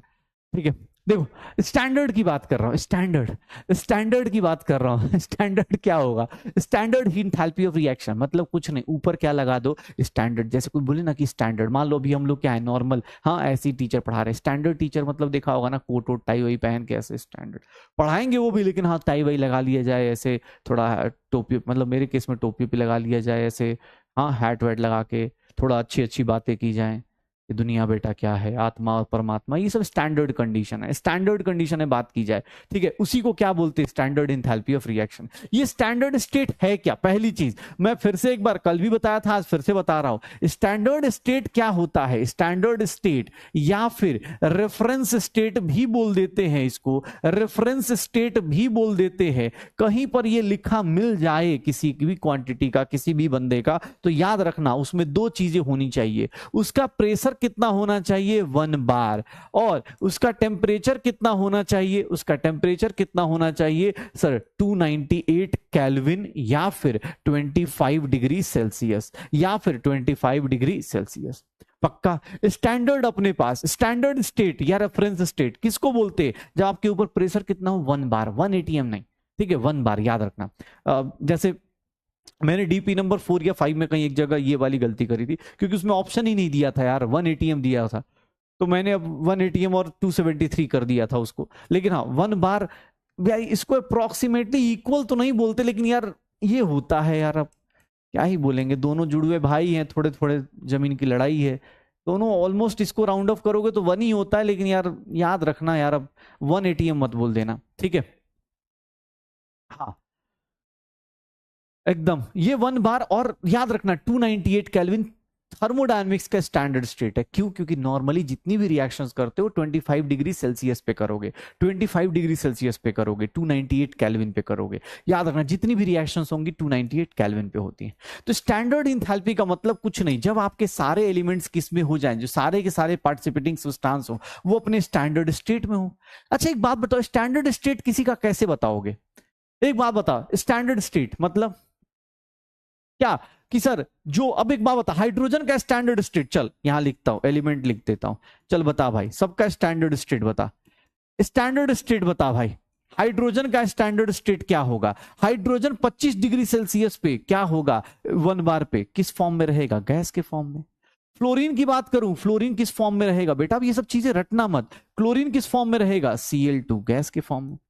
लेकिन अगर ब्रोमीन की बात करूं तो तुम्हें ही पता है ब्रोमीन एक नॉन मेटल है जो लिक्विड। आयोडीन की बात करूं ये सॉलिड के फॉर्म में रहेगा। अब ये स्टैंडर्ड स्टेट हर एक एलिमेंट का अलग अलग होता चला जाएगा, एलिमेंट का स्टैंडर्ड स्टेट बताते चले जाओ। सर एलिमेंट का स्टैंडर्ड स्टेट, हर एक एलिमेंट का अपना अपना स्टैंडर्ड स्टेट बनेगा। जैसे कार्बन है तो उसका क्या हो जाएगा? कार्बन 25 डिग्री सेल्सियस पे किस फॉर्म में रहता है? ग्रेफाइट में। कार्बन किस में रहता है? ग्रेफाइट में। कार्बन कैसा रहता है? ग्रेफाइट में। सर अगर मैं बात करूं कार्बन ग्रेफाइट में, अगर मैं बात करूं इसका क्या नाम है, अगर नाइट्रोजन की बात करूं तो नाइट्रोजन किस में रहेगा? नाइट्रोजन गैस के फॉर्म में। ये इसका मतलब 25 डिग्री सेल्सियस पे कौन कैसे रहता है? मेटल, कोई भी मेटल लोगे ना, कोई भी मेटल लोगे तो मेटल जो होता है हमेशा solid, except except mercury, except mercury. Mercury क्या होता है? लिक्विड में होता है। कोई भी मेटल लोगे उसका स्टैंडर्ड स्टेट कोई पूछे 25 डिग्री सेल्सियस और 1 बार प्रेशर पे वो कैसे एग्जिस्ट करेगा? बता सकते हो? कैसे एग्जिस्ट करेगा बता सकते हो? डायमंड, अबे डायमंड 25 डिग्री सेल्सियस पे कार्बन डायमंड में हो जाए, समझ रहा है? जिंदगी में फिर डायमंड डायमंड की जरूरत ही नहीं पड़ेगी, ठीक है। हाँ मैंने, अमन भाई मैंने बोला ना डीपी मेरे से कल, एक्चुअली डीपी रिकॉर्डेड में यही है ना, बताने वाला थोड़ा लेट आता है ठीक, वो गलती हो गई थी, मैं आज उसमें करेक्शन करा दूं। करेक्शन क्या मतलब, बता दिया था कि यार कल क्लास में बताया था, आज दोबारा बता दिया। 298 केल्विन 25 डिग्री सेल्सियस। देख यहां मैं बोल रहा हूं अगर मुझे एलिमेंट दिया गया, एलिमेंट दिया गया और उसका स्टैंडर्ड स्टेट निकालना है। स्टैंडर्ड स्टेट मतलब सर वो 25 डिग्री सेल्सियस पे वो कैसे एग्जिस्ट करेगा। अब जैसे यहां से देखना, यहां से अब थोड़ी कहानी अलग होती है। जैसे सल्फर की बात की जाए तो सल्फर रोम्बिक मिलता है। अगर फास्फोरस की बात की जाए तो हम लोग फास्फोरस व्हाइट ले लेते हैं, ठीक है, फास्फोरस व्हाइट ले लेते हैं। तो ये कुछ एलिमेंट्स, अब जैसे फास्फोरस के 3 होते, फास्फोरस के 3 होते, हाँ भाई फास्फोरस के 3 होते हैं ना अपने पास, फास्फोरस के 3 होते हैं, red phosphorus, white phosphorus, black phosphorus, ये ऐसे चलता है, ठीक है। हो जाएगा सर, डन, ले लेंगे। तो ये क्या है? एलिमेंट है, स्टैंडर्ड स्टेट है, हर एक आदमी कैसे एग्जिस्ट कर सकता है उसकी बात कर। 25 डिग्री सेल्सियस, कुछ याद मत करना कि हाँ सर बैठ के याद कर रहे, आज जाके सुबह सुबह रट रहे हाइड्रोजन H2 में, फ्लोरीन F2 में, Cl2 में, भाई ये मत करना। ये एक नेचुरल चीज है, ये एक नेचुरल चीज है। ये सब आपको, ये जो अब ये मत पूछना ये कहां से आया, ये आपको पी ब्लॉक में मिल जाएगा। ये आपको पी ब्लॉक में, जब आप पी ब्लॉक पढ़ेंगे, जब आप पी ब्लॉक इनऑर्गेनिक जब पढ़ेंगे वहां मिल जाएगा व्हाइट और इसके बारे में। हाँ पक्का। हाँ जब भी स्टैंडर्ड स्टेट का फायदा ये होता है कि जब आप स्टैंडर्ड रिएक्शन लिखोगे तो सबको उसकी स्टैंडर्ड स्टेट में लिखोगे। देखो ना, पढ़ो ना क्या लिखा है, standard enthalpy of reaction is the enthalpy change for a reaction when all the participating substance are in their standard state. मतलब भैया स्टैंडर्ड, जैसे अभी जो शादी हुई स्टैंडर्ड शादी हुई, क्यों? क्योंकि वहां सारे स्टैंडर्ड लोग पहुंचे थे।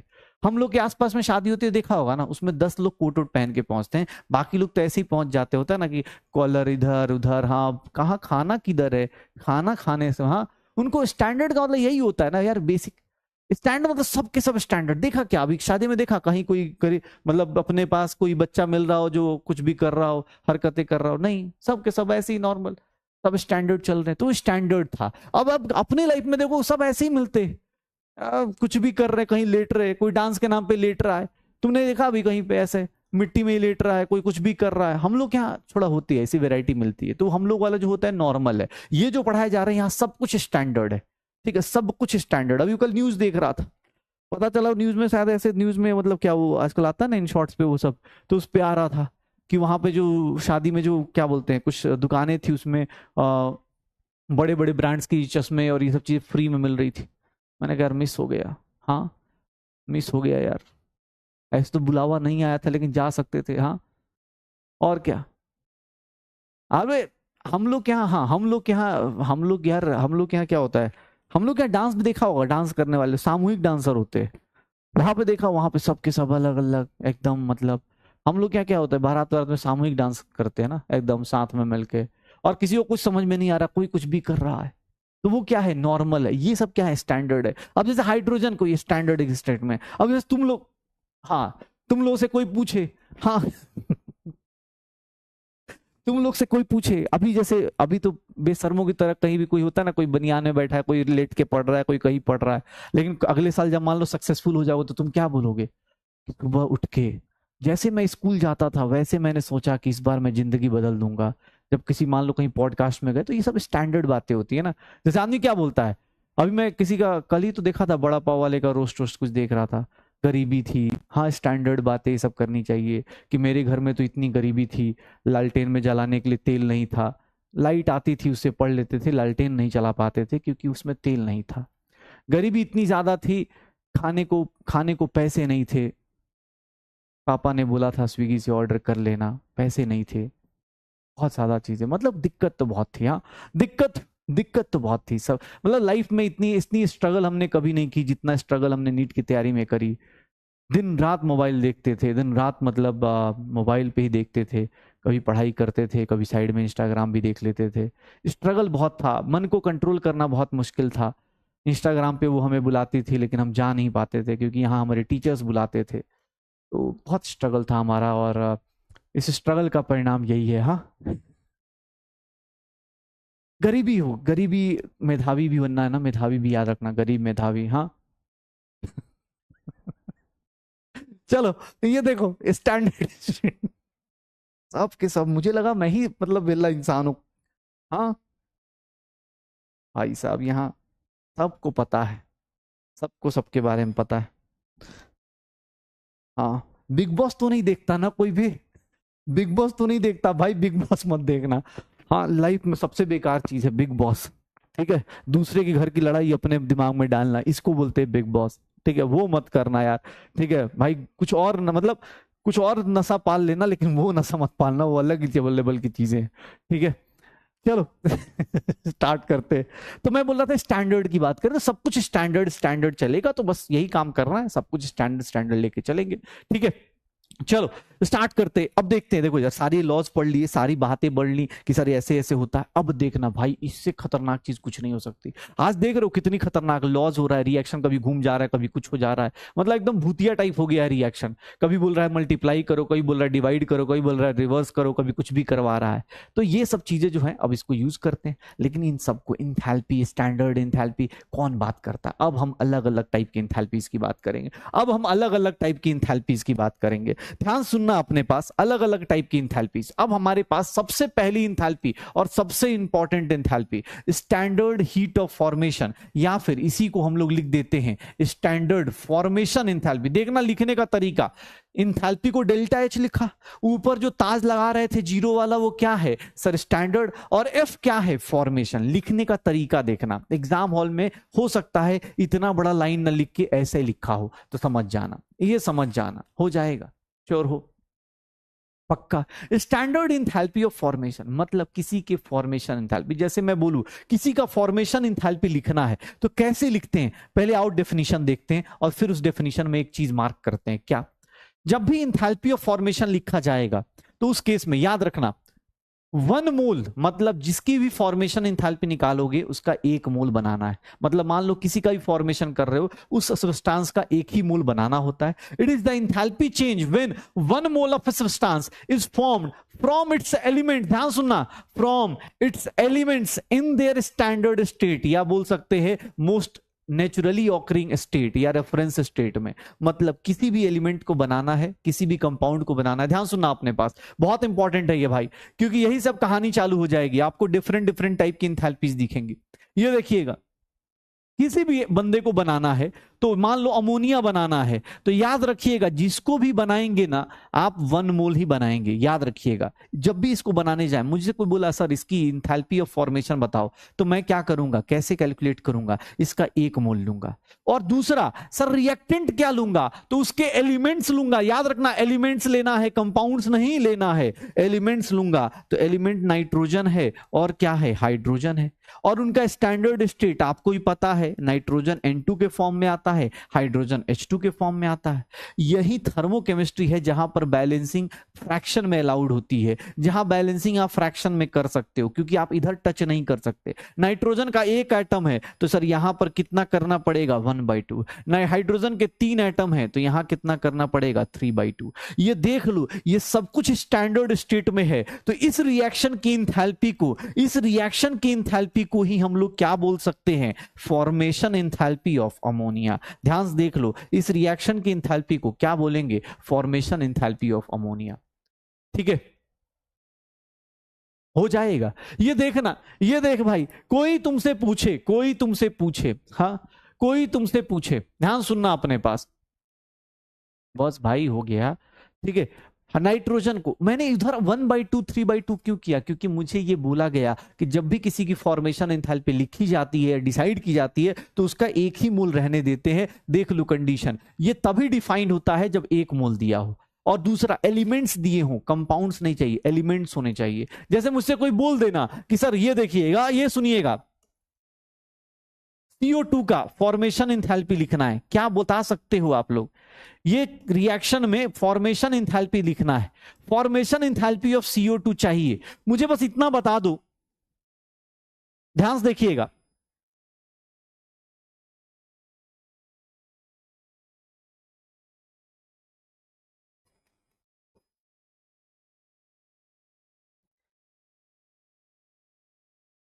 कौन सा सही आंसर होगा, अगर मुझे फॉर्मेशन एंथैल्पी ऑफ,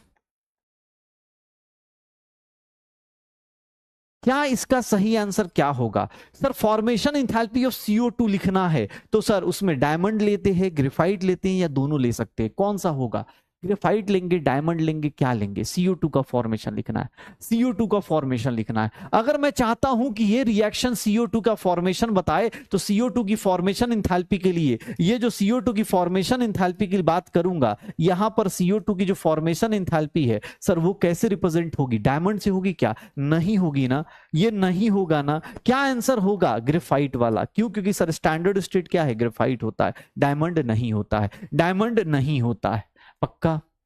दूसरी बात, जब भी आपको बोला जाए सर कंपाउंड नहीं लेने हैं, मतलब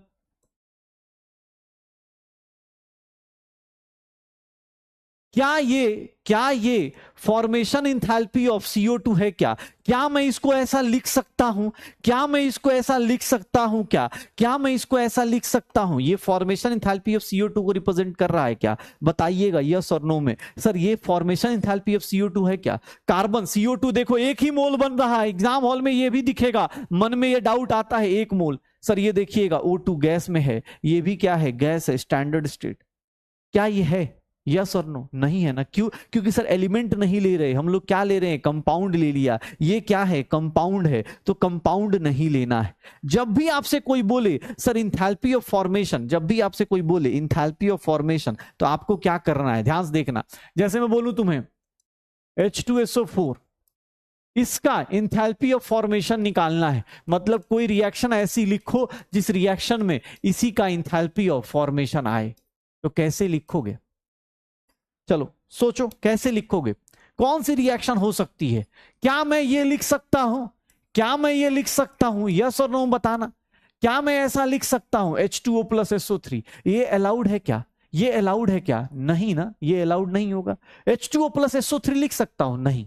लेकिन हां, मैं ऐसा लिख सकता हूं।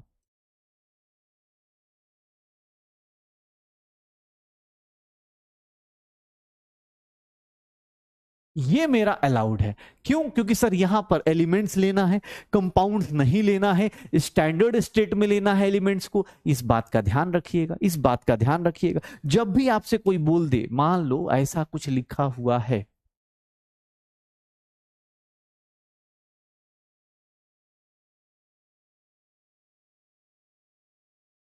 क्या इस रिएक्शन की इंथैल्पी को हम लोग बोल सकते हैं फॉर्मेशन इंथैल्पी ऑफ Fe2O3 बोल सकते हैं? फॉर्मेशन इंथैल्पी ऑफ Fe2O3 बोल सकते हैं? सर एलिमेंट्स अपने स्टैंडर्ड स्टेट में भी लिखे हुए, ये आयरन है, ये सॉलिड है, आयरन है, सॉलिड है, ये गैस है, और ये हमारा सॉल्ट सॉलिड है।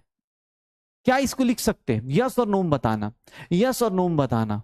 क्या ये इसको लिख सकते हैं? क्या ये फॉर्मेशन इंथैल्पी होगा क्या? क्या ये फॉर्मेशन इंथैल्पी होगा क्या? नहीं हो सकता। क्यों? सर एलिमेंट तो लिखा है, लेकिन यहां पर कितने मोल हैं? 2 मोल हैं। सर 2 मोल है, पॉसिबल नहीं होगा। सर इसका अगर आपको लगता है कि सर फॉर्मेशन इंथैल्पी ऑफ आपको क्या लिखना है, फॉर्मेशन इंथैल्पी ऑफ आपको क्या लिखना है Fe2O3, तो उसके लिए हमें कैसे लिखना होता है ये देख लीजिएगा, ये देख लीजिएगा, ये ऐसे लिखना होता है। इस रिएक्शन की इंथैल्पी को आप बोल सकते हैं, याद रखिएगा, ये क्या होना चाहिए? 1 मोल होना चाहिए। दूसरा, सर ये सब तो नॉर्मली क्या होंगे? Standard state. पक्का हो जाएगा। हाँ, देख लो 2 कंडीशन। मैंने तुम्हें अभी सिर्फ डेफिनेशन बताई है, सिर्फ और सिर्फ डेफिनेशन बताई है। मैंने सिर्फ ये बताया कि भैया सामने वाले का 1 मोल बनाना है, और दूसरा एलिमेंट्स लेना है, वो भी उसके स्टैंडर्ड स्टेट में। एलिमेंट्स लेना है, वो भी उसके स्टैंडर्ड स्टेट में। कोई बोले कि सर ऐसा क्यों ले रहे हो, स्टैंडर्ड स्टेट में क्यों ले रहे हो, उसका रीजन क्या है? क्या रीजन है? इस रिएक्शन की इंथैल्पी, इसकी फॉर्मेशन इंथैल्पी क्यों कहला रही है? सर ये भी तो रिएक्ट कर रहा है, ये भी तो रिएक्ट कर रहा है, आखिर ऐसा क्यों लिया? उसके पीछे एक रीजन बताता हूं, ध्यान सुनना, याद रखना। Formation enthalpy of any element, formation enthalpy of any element in their standard state, इसको हम लोग क्या ले लेते हैं? 0। Standard state, standard state is taken as 0। क्यों लेते हैं? अरे भैया एक बात बताओ, ऑक्सीजन गैस बनाने की जरूरत पड़ती है क्या? ऑक्सीजन गैस तो ऐसी नेचुरली मिल जाती है। ऑक्सीजन गैस ऐसे ही नेचुरली मिल जाएगी, उसको बनाने की जरूरत थोड़ी ना, उसमें हमें एनर्जी थोड़ी ना लगानी होती है, हमें ये रिएक्शन करवानी है। अब आयरन तो सर, आयरन तो मेटल मिलेगा, सॉलिड के फॉर्म में मिलेगा ना। ऐसा थोड़ा ना कि हम घर पे सर अच्छा आयरन मेटल निकाल रहे, ऐसा नहीं होता ना। आयरन मेटल हमेशा क्या मिलेगा? सॉलिड के फॉर्म में ही मिल जाएगा। तो भाई सोचना ही नहीं है अपने को, क्यों सोचना इसके बारे में, निकल जाएगा सर।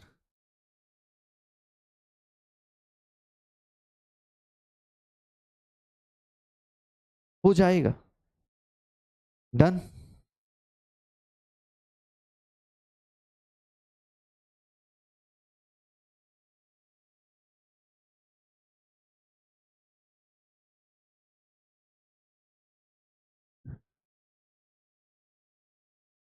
हाँ, कर लेंगे।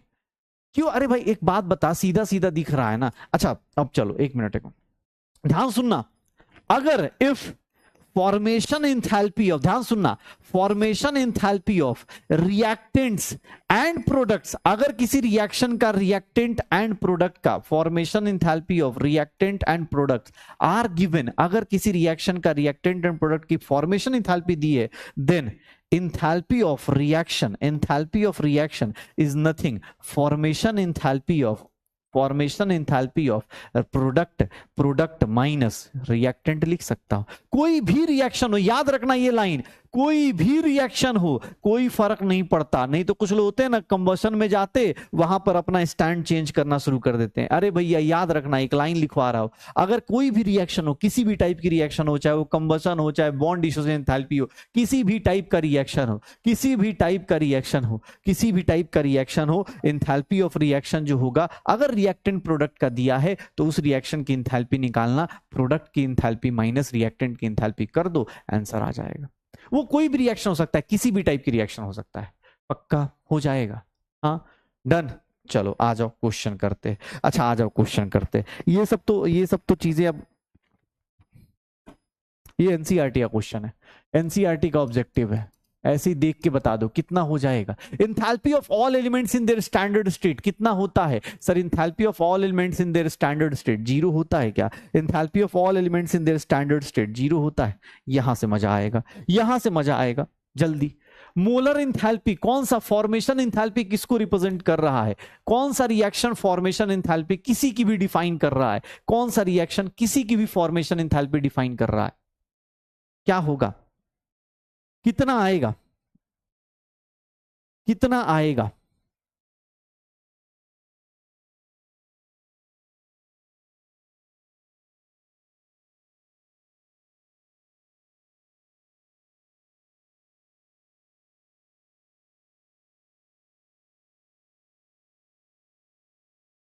कितना आएगा?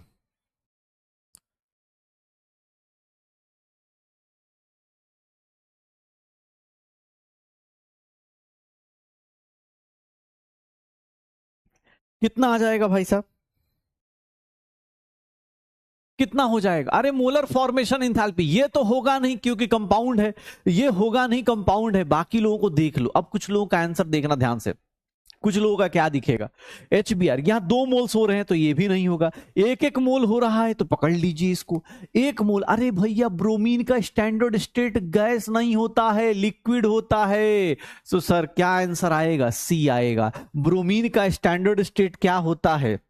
देखो यही होता है। ब्रोमीन का स्टैंडर्ड स्टेट क्या होता है? लिक्विड होता है ना भाई। फ्लोरीन क्लोरीन का, अरे जब आगे बढ़ रहे थे तो सोचते हुए चलना था ना। ये देखो स्टैंडर्ड स्टेट ब्रोमीन का क्या लिखवाया था? लिक्विड लिखवाया था ना, कि ब्रोमीन एक ऐसा नॉन मेटल है जो लिक्विड होता है। ट्रैप में फंस गए।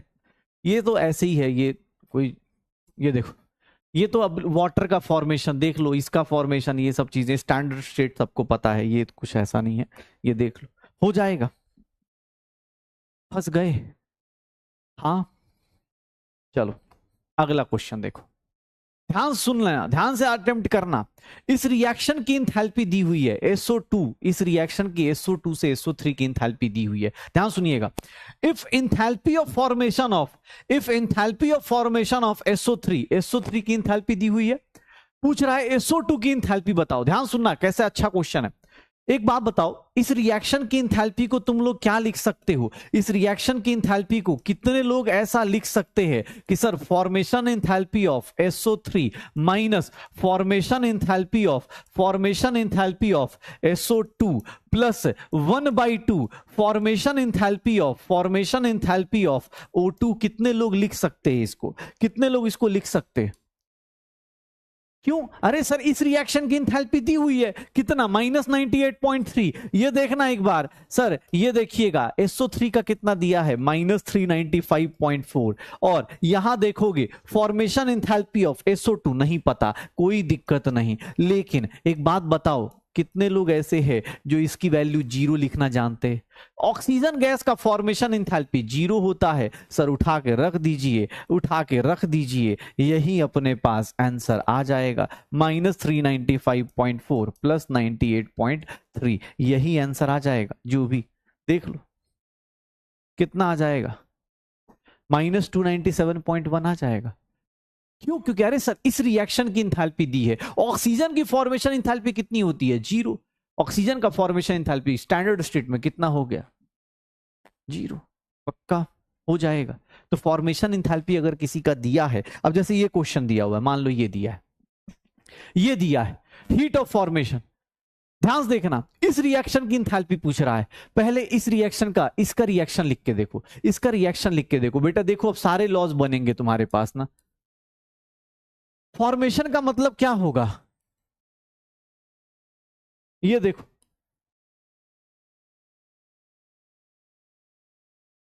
ये लिखोगे। अब मुझे बताओ इस रिएक्शन की इंथैल्पी लिख के बताओ, मुझे बताओ इस रिएक्शन की इंथैल्पी कितनी दी है? सर -824.2 जूल दिया है, किलो जूल्स पर मोल। फॉर्मेशन का मतलब यही होता है ना सर, इस रिएक्शन को देख के इस रिएक्शन की इंथैल्पी बतानी है, इस रिएक्शन को देख के इस रिएक्शन की इंथैल्पी बतानी है। कैसे बताएंगे आप लोग, कैसे बताएंगे? इस रिएक्शन को देखिए, इसकी इंथैल्पी बताना है। याद आ रहा है? याद आ रहा है? क्या आंसर आएगा? रिएक्शन को उल्टा करना पड़ेगा शायद। यहां से यहां जाएंगे तो यहां की इंथैल्पी दी हुई है, इसकी निकालनी है। रिएक्शन उल्टा करेंगे और 2 से क्या करेंगे? मल्टीप्लाई। मतलब उसको उल्टा करेंगे तो माइनस का क्या हो जाएगा? प्लस हो जाएगा। माइनस का क्या हो जाएगा? प्लस हो जाएगा। और 2 से मल्टीप्लाई कर देंगे। आंसर कितना आ जाएगा? डी आ जाएगा। आंसर कितना है? अब ये कहां से आया भैया? इस लाइन से उठा के लाए। ये रिएक्शन कैसे आया? क्योंकि हीट ऑफ फॉर्मेशन लिखना आना चाहिए। हीट ऑफ फॉर्मेशन लिख दो, हीट ऑफ फॉर्मेशन लिख दो। तो देख लो, अपने अलग अलग टाइप के क्वेश्चंस लेके हम लोग बैठे हुए। चलो ये क्वेश्चन फास्ट करना बेटा, जल्दी। इस रिएक्शन की इंथैल्पी दी हुई है, इस रिएक्शन की बोल रहा है सल्फर ट्राइऑक्साइड की इंथैल्पी बताओ। सल्फर ट्राइऑक्साइड की इंथैल्पी,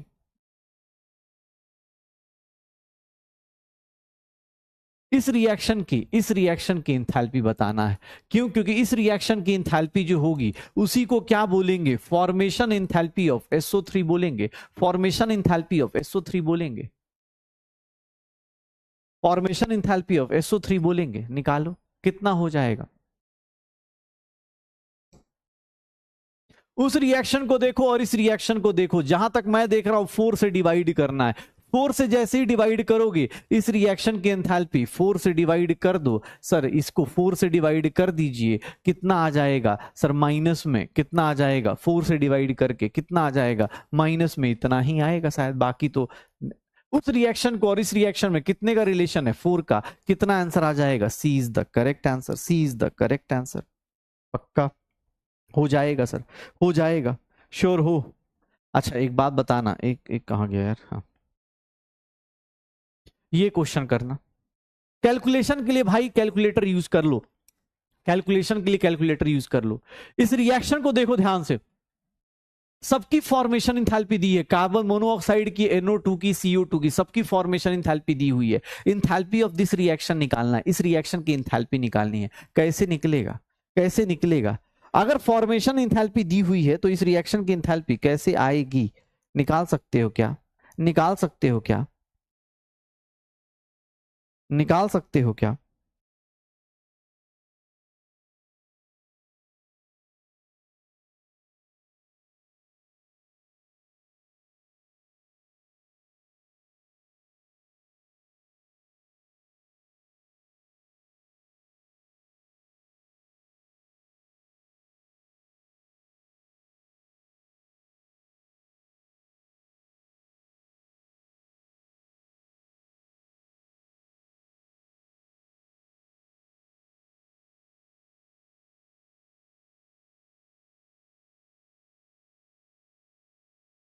क्या हो जाएगा? कितना हो जाएगा? अरे भैया ध्यान सुनना, अपने पास इस रिएक्शन की इंथैल्पी निकालनी है, फॉर्मेशन इंथैल्पी प्रोडक्ट की। ये देख लो। अरे सर कैलकुलेशन करना है, कैलकुलेशन तो करना ही पड़ेगा ना यार, कैसी बात कर रहे हो? अब तुम कैलकुलेशन नहीं करोगे तो कौन करेगा? सर आपने NO का नहीं N2 का नहीं लिया, क्यों लूंगा N2 का भाई? क्यों लूंगा N2 का? N2 का क्यों लूंगा? N2 का क्या होता है? स्टैंडर्ड स्टेट में है तो उसकी वैल्यू कितनी हो जाती है? 0। Sir formation enthalpy of CO2 देखोगे कितना दिया है? -393.5 minus 4 times formation enthalpy of CO कितना दिया है? -110.5। और इधर कितना दिया हुआ है? 2 टाइम्स NO2 का कितना दिया है? -33.2। अब ये कैलकुलेट कर लेंगे, जो भी आंसर आएगा ये कितना हो जाएगा? कितना आ जाएगा यार? 4 इंटू ये हो गया 5, माइनस में 574। ये कितना हो गया? 4 इंटू 110.5, माइनस माइनस प्लस हो गया 442। और ये माइनस और इधर माइनस कितना हो गया? 66.4 आ गया। यही तो आएगा ना? तो ये कितना हो गया? +66.4 माइनस में 1574 माइनस 1065.6 आ गया। कितना आ जाएगा? -1065.6 आ जाएगा। निकाल दो, पक्का हो जाएगा। श्योर हो। अब यही सर CO2 को 4 से मल्टीप्लाई इसलिए करना क्योंकि उसके नंबर ऑफ स्टोइचियोमेट्रिक कोफिशिएंट ना यार।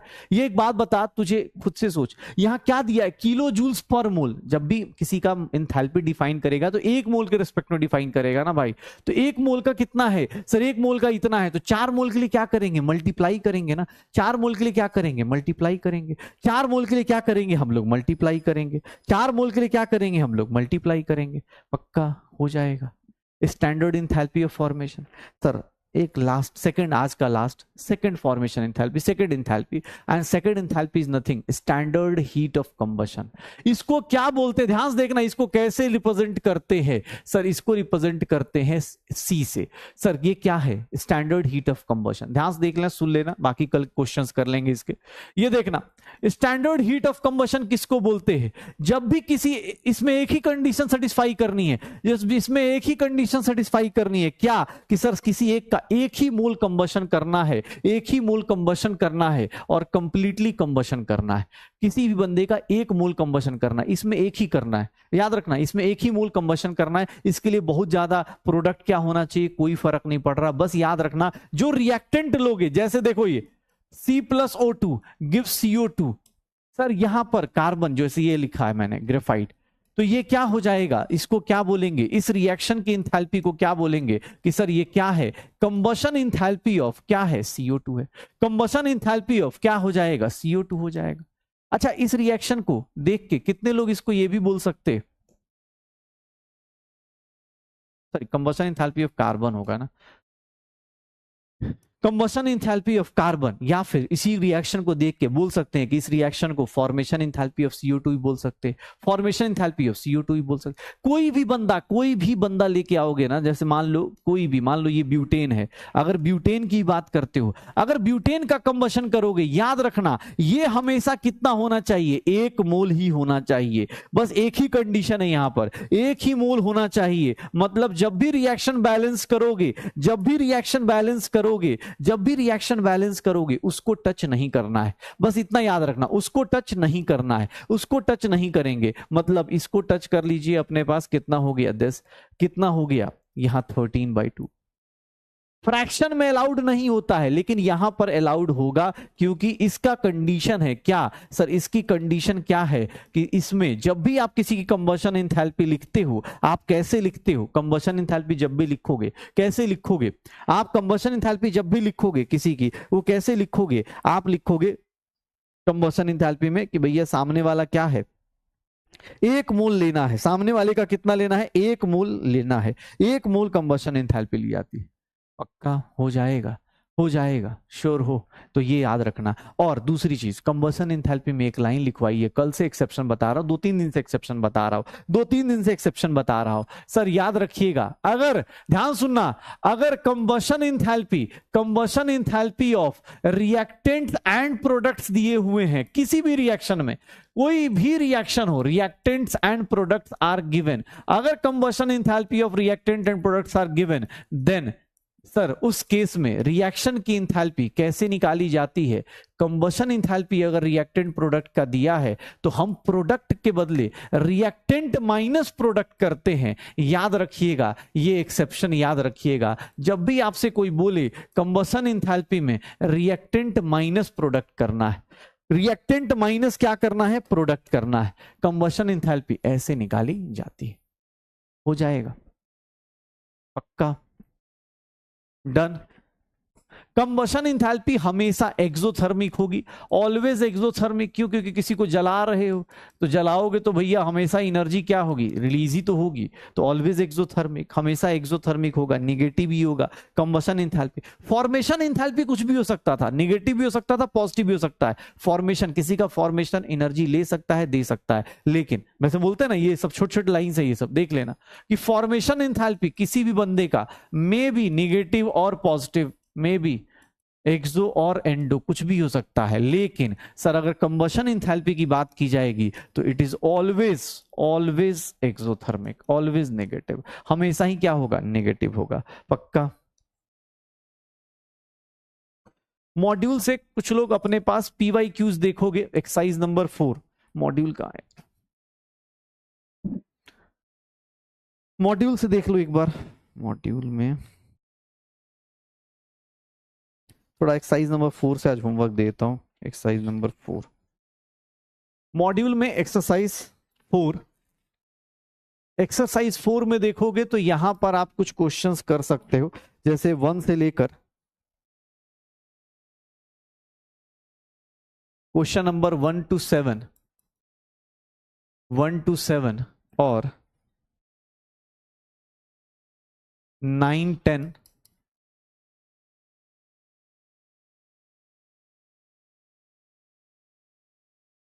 12 to 17 और 20। ये क्वेश्चंस आप एक्सरसाइज 4 के कर सकते हो। बाकी डीपीपी में भैया डीपीपी आज आपके पास आ गया होगा। मुझे थोड़ा सा लगता है कंबशन का कुछ क्वेश्चन आपसे ना हो, लेकिन कोई बात नहीं, सॉल्यूशन देखेंगे या कल की क्लास में आपको हो जाएगा। आई थिंक डीपीपी नंबर 7 आ गया होगा आपके पास, आज आ जाएगा, आप वहां से कर सकते हो। ठीक है, चलिए भाई, कल हम लोग मिलते हैं और कल करेंगे फिर से कंबशन एंथैल्पी के आगे के questions. Combustion enthalpy, bond dissociation enthalpy और न्यूट्रलाइजेशन एंथैल्पी, यही 4 एंथैल्पीज हैं जो कि इंपॉर्टेंट होती हैं। बाकी एंथैल्पीज की जरूरत थ्योरी की जरूरत पड़ती है। पक्का हो जाएगा, डन। हाँ, कल कंबशन एंथैल्पी और 4 ही एंथैल्पीज मेन है। फॉर्मेशन हो गया, कंबशन करेंगे, न्यूट्रलाइजेशन करेंगे और बॉन्ड एंथैल्पी करेंगे, बस यही 2 करना है। इसके अलावा बाकी नॉर्मल सब खत्म हो जाता है। डन, चलो ओके, बाय बाय, एंजॉय करो।